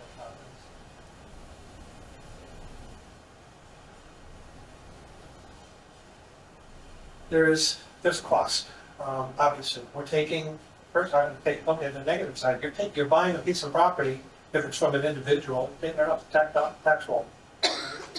If it's open space land, tax, if it's 10 mil or 490, or depending on how big the piece is, you're not getting a heck of a lot of money for it. You get some, right? Could be subdivided down the road. There's a huge cost for that. That's what this slide is telling you. It's saying if you have land that is in the open space type of category, or maybe farming, or very light use, it costs about 35 cents for every dollar you collect in tax revenue. On the other side of that coin, if you put in a subdivision, you're spending about $1.16, and this number's getting old. It's probably quite more than that, but we'll stick with it, because that's what we've got. You put in, you need services, right? You need roads, cul-de-sacs, you talk about bridges, you got fire, police, you need things to get done there. And then you got schools and other type of things with regards to any kind of challenging residents that move in that area. So it does pay. There is a cost benefit of analysis to it. This is the number I saw earlier. So yeah, back in the day, we were getting a few bucks every year, and last year it was really sliced down, and that hurts. So we really need. We asked for 200,000. I want to bring that up. Town manager put in 125 in the budget. The 200,000 is unanimous. The group sees the need for it. Again, we're not spending that money unless something actually comes to the town, or somebody comes to the town, and we're all in the same boat. And we believe it's actually something worth it that we should pursue. And we vet it 6 ways to Sunday, and make sure that this is a good reason. And if we talk about it, discuss it, and then we'll let the board select it both today. Open space, what does it do in all of these? And then some. It preserves your home values. When people come to Hebron and look at it and say, wow, look at the open space. Oh, my property backs up to the airline trail. Wow, I'm near a park. Look at the type of things that is in this. These are, you don't see it, you don't hear it, but it has a very relevant economic driving impact to our community. Not only from a tax standpoint, I think, from keeping home values up, but it keeps property taxes down too. Yep, and then on the other side, of the point, not the money side, you're preserving. You're preserving why the community is the way it is. Whether it's clean air, drinking water, etc. There's so many benefits to open space. I hope you all can get your families and get out there. Hebron is a beautiful community. And some of the pieces that we have, if you haven't been on them, carve out a weekend sometime on a nice day, it'll take your breath away. They are beautiful. The inventory of property being of a mass is absolutely beautiful. Sometimes you would not even know you're in Hebron. We're going to see a history going back day one. We've got a couple $100,000 right now in the bill. Thereabouts. There's plenty, a couple of debts outstanding, small ones, but $200,000. Well, that's why we needed that $200,000 to get it up a little bit. 400 may or may not, if something came to, we don't have anything today on the radar. It could be next month, you never know. But again, we're not spending the money. It's on the town books, it's in a line item, but when something becomes available, if a grant becomes available, we've got to have the money to offset that grant. We've got to show that we have the money. So we really do need that $200,000.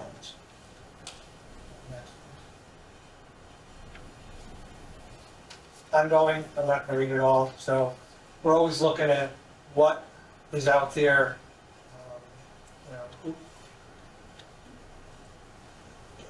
I don't know. We're not out there, we don't do direct mail, we're not out, but we are trying to get the word out that if, and this is to benefit the bottom line of the town here, if somebody's got a big piece of property, from a state planning standpoint, we can talk about estate planning, we can talk about ways to preserve the property, or go ahead, subdivide it, sell it, do what you're gonna do, build something on it. We are not out there just trying to buy property left and right. There's a very calculated purpose to our ends and means, and I want to thank all the members of my committee. We do, I think, a great job, great service for the town of Hebron. So, thank you all. That's pretty much it.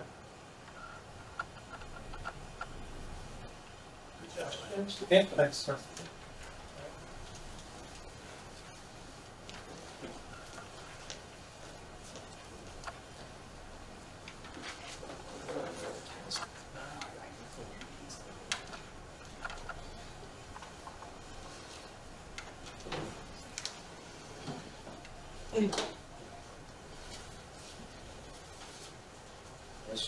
First of all, again, another outstanding presentation, and really, on behalf of the community, just wonderful work from folks historically back for 25 years, but something that we honestly can be very proud of. And so thank you for representing the group and presenting it, and really reminding us how important it is for us to be prepared to continue to support the good work that we do. So thank you very much. It is why a lot of us are here. We don't necessarily see what's behind the scenes, but obviously that presentation reminds us what got us here as a community. So I really do enjoy it. I wasn't just joking. We do a nice job with that. And plus you have the nicest pictures still. Thank you, sir. So so when you think of the challenges ahead, the envelope is presented, but more along the lines of how do you see us preparing for, are we doing a good job making the trails available, signage, putting all the work that's being done? Do you feel we're doing a good job there as a town, or is that an area that we can do a better job with? In terms of making the public more aware, continuing to improve trail work and the signage and the parking, and there's a lot of land that the public frankly doesn't really know about. Right, so it's coming along. I think that with the staff that the community has, when we get a property, when the town actually, it's falling together. The town, when we get a property, after you approve the purchase, there's certain things we have to do, especially if we get grant money. Right? It is mark the property, identify that it was purchased, where the easements are, where the town land is. Right now, they're out because we got we might have got behind the ball just a little bit. We, I think, finished all the requirements we had to for some of the state grants that we received, meaning making a parking lot available or carving something out so somebody knows where they can park to access that particular piece of property. So that's been done, and very limited staff. And then, so kudos to Park and Rec or whoever's out there doing it. And I think there's some changes and some websites coming that are in development right now that we can put on the town, link to the town website that are gonna be, I think, it blew me away when I saw some of them. And it's not only just because it's open space, but it's, hey, you've got the 12-town airline trail type of project. You got people building a website for that, Salmon River watershed, which I represent our community for, and for minimal dollars. And another member of our committee is creating another website. And I think all these things are going to link together where you can point and click on Hampton or Hebron or wherever, and there's your economic development. Here's businesses that are nearby that I can go and frequent. Or I'm with the kids on a bike, and I can get to this business to get some water or something, snacks or food. Or if I need something while I'm out and about, here's the businesses that are nearby, restaurants, etc. There's a lot of things coming down the pike, and all, I think, done by volunteers. So it's coming.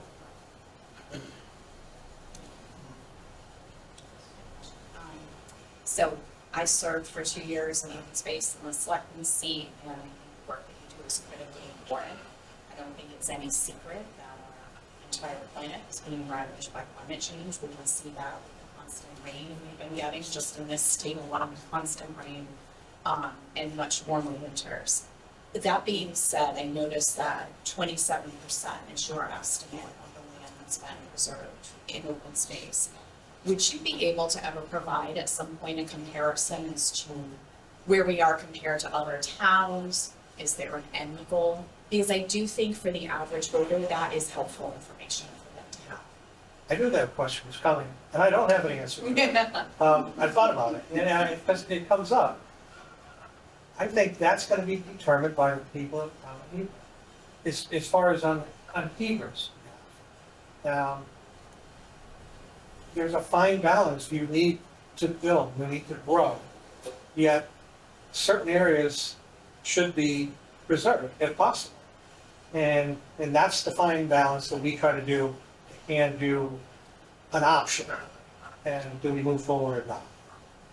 Percentage wise, I think, well, I'll say that we're probably ahead of most of the communities that I'm aware of.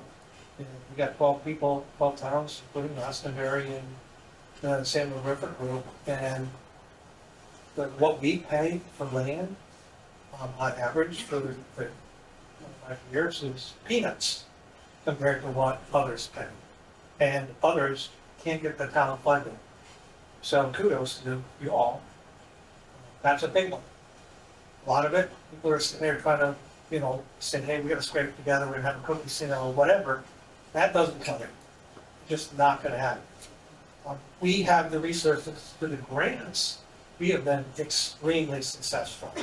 Our town staff, in conjunction with some other people that we know and get feedback from to assist in grant writing, we've pretty much been batting about 100%. So that's been very successful. We are extremely prudent with the taxpayer dollar.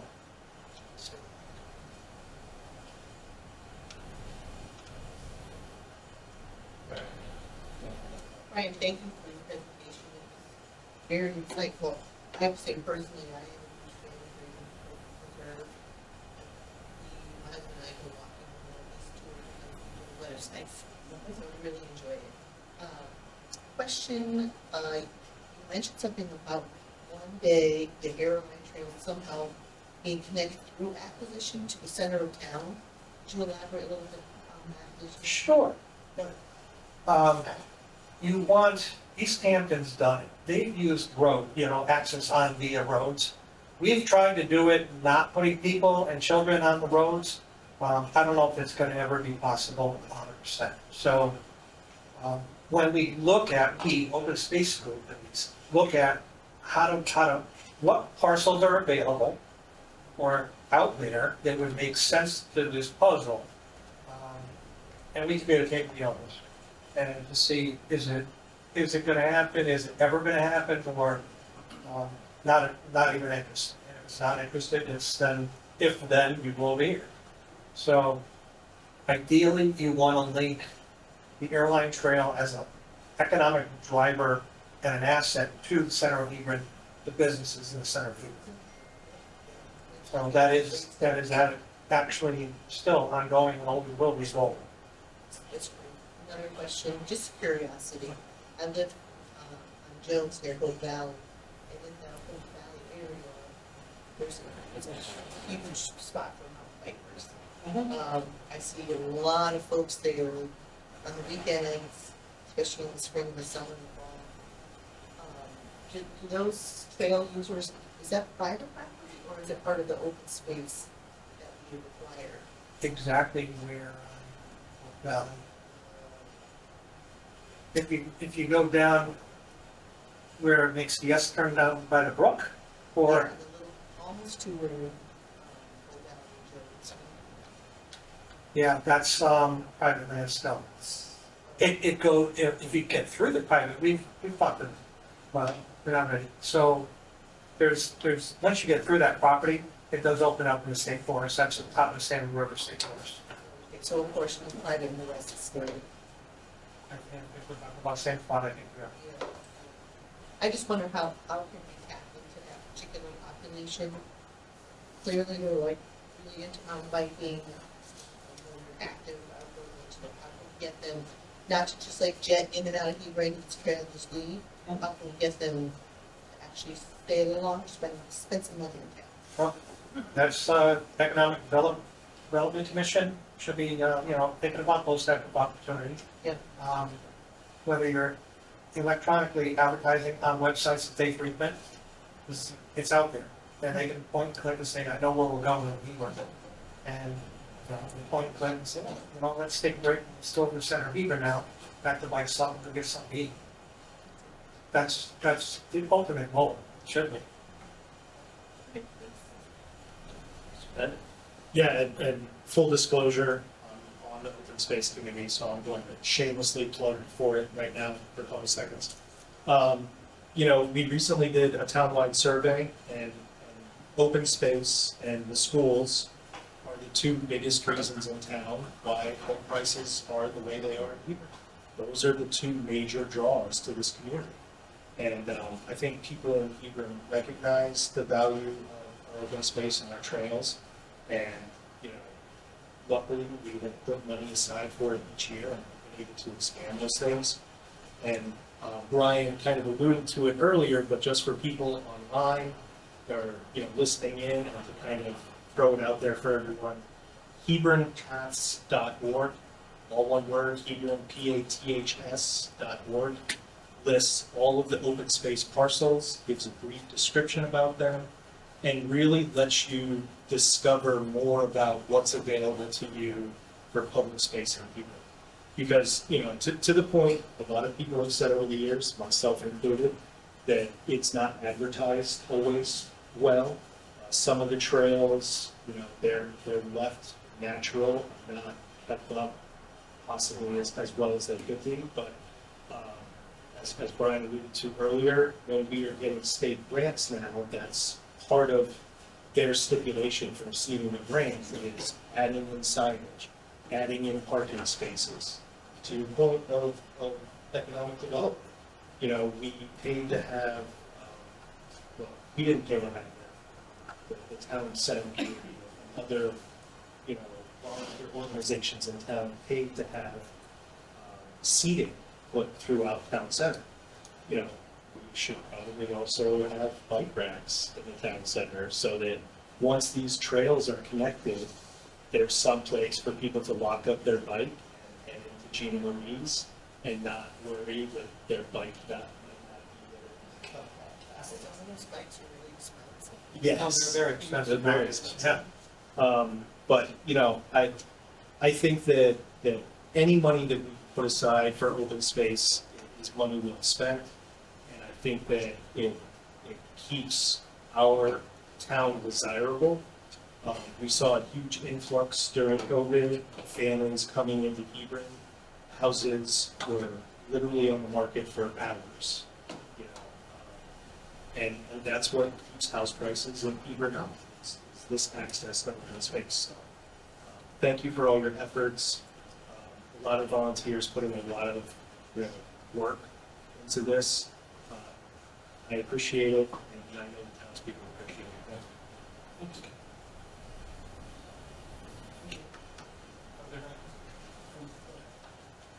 This really isn't a question for you, Brian, it's a question for everybody in this room. We buy this land, we have responsibilities to maintain it. I asked what was in the budget to maintain it, and there's nothing here. How do we keep buying land and not having money to maintain it? The department, Parks and Rec will tell you, if you talk to them, that they have no manpower to do any more than bare minimum. So if we're going to continue this program, we need to step back and figure out how we're going to maintain this programs put on the table. And I think, Brian, I think you are aware of the program that was put on the table to bring some folks in to evaluate the properties, to raise a little money off of the properties and put it right back into the properties. And I heard there was some objection to open space, and it never surfaced again. Now, having spoken to some land people, they say not maintaining property like this is not an option. So everybody sitting around this table, I think, has to take that to heart. And we've got to come up with a plan. And full transparency, I was on the committee for 4 years, I believe, and I believe in protecting all the resources. I think you guys have done a great job, but we have to step up and do it. So with, and I'll give you a really brief, when we built Burton Hill Park, we came out and said, you know, you're going to need to increase the resources of Park and Rec, blah, blah, blah. Town of Hebron is very fiscally prudent. We are tight. I mean, we have, there's no fat. I mean, you don't have fat in the town staff. Now, I'll be the first one to criticize, and or I'll tell it like it is. We are tight. So we get a lot out of the employees in our community. All right, we are very lucky. I hear that over and over again.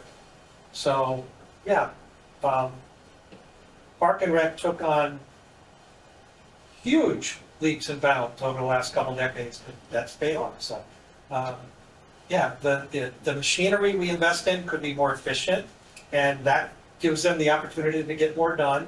But as we progress, I think they're still putting a 10 grand in their budget for, so, you know, is that going to cut it? Probably not, but it's something. You get out there and brush hog Raymond Book Preserve, make sure it's, you know, somewhat clean, other than when they hang it. And other properties, some trails are going to be rough. My bikers like them rough, but if you got the airline trail, you got to have money to keep it going. When we started that, that's on the town. That's our tax dollars. We don't grant money to get it, but it was in-kind services. So, yeah, as we grow, and you're always going to get somebody who doesn't like something. That's American. And we do need to figure out, I'm a proponent, I watch what the state of Connecticut does in forest management. So I'm on board with that. I think they got a great program. Not everybody likes it, just where we are. But elected leaders, you got to make a decision and go with it. Sometimes, you know, not make people happy, but you just got to do your thing. You're elected to be there and do it, you know, make a decision. You're always going to have naysayers, but yeah, there's I think a lot we could do. I'm not saying we're going to bring in a ton of revenue if we start managing things. That's not the point. That's not what it's about. It's a byproduct. managing properties, the ones that need to be managed, and this is me only, not committed. Managing property, according to what I follow and read in the state of Connecticut and other places, you're gonna make it a better parcel of property for the earth going forward. You're taking out something that you don't need and let Mother Nature work. So, cut it off there. Thanks, Marty. Okay. Thank you again. That was just to the next item on the agenda, which is, this line is, 1176. Yep, this is the time when we ask the selectmen if they want anything specific. Or you want to move to the next meeting? Yeah, I just had one more final point to make about the fund balance. I'm sorry to be divorced. But I think it's just a general statement, but I think the challenge forward is managing these numbers in a way that we don't see excesses of 25% on unassigned fund balance. And I don't know, Lori, if you can speak briefly to your prior experience or some strategies or how we work with that, but, and you don't have to answer right now, but I think that would be the challenge moving forward because I do think that's pretty high. And I think a lot of constituents come up to me and tell me that they think that's awfully high. So just wanted to read it. I can address that. Once again, we've got 4 mil. 4 mils in back taxes. We have a very aggressive tax approach, so that's not a common ground we're going to have. And we were, I want to say relaxed, we were working with people with payment plans prior to COVID, and COVID came. And then we stepped up the enforcement. We did that. That's what generated a lot of money. Took people to court. Evicted, closed on. That's something we don't want to do. That's what there was so much money on the books that we had to do something. So now that we did that, we have a plan to bring it right back down where it should belong. And I think we kind of broached on it today, helping the school with some projects to get some grant funding, helping the fire department with public safety, picking up a main on a fire truck. There's some other stuff that we can do. Open space, if the board of selectmen, which I think, I don't want to, because I'm the manager, because it is a good problem to have. We don't normally have that problem. And we got to make sure we manage it and keep it flat level. I would say my target would be 15 to 18 anyways, but you know, if the board wanted 13, I don't want to see it go down to 11. I was scared when I was at 11. That was scary at times. Because you don't know what's coming down the road. You don't know if we're going to have a catastrophe. We do really good with grants, even without a grant. We're nailing bridges, we're nailing roads. We're really, really lucky and fortunate. Killing each other, staff without having extra staff to do all the daily tasks, but you got 30, 40, 100 years of service here now committed to this town. The knowledge and the respect from the state and the quasi-government organizations that we want to hold office with. So I can see where, you know, taxpayer would be upset, wow, you 25% in there, how do we do that? We got an explanation how we did it. Now we want to give it back to them. So I think with that discussion and with the Board of Selectmen and the Board of Finance on board with not burdening the taxpayer with some of the stuff that originally was going to be taxed us and we couldn't do things because we didn't have the money then. But if we have it now, I think we should, you know, assist the schools in the town and other contributions to keep the town whole. I think, and I'll ask you, we seem to get a good stopping point considering the hour. Are you comfortable moving, including me? I am. Okay. All right. So, is there anything else you want to cover before we move to item number? No, Ryan did a good job. Did you leave?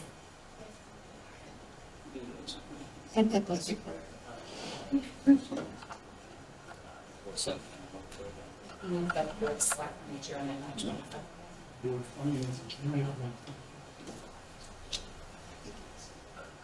Okay, so based on those two adjournments, the meeting is now concluded. Thank you very much.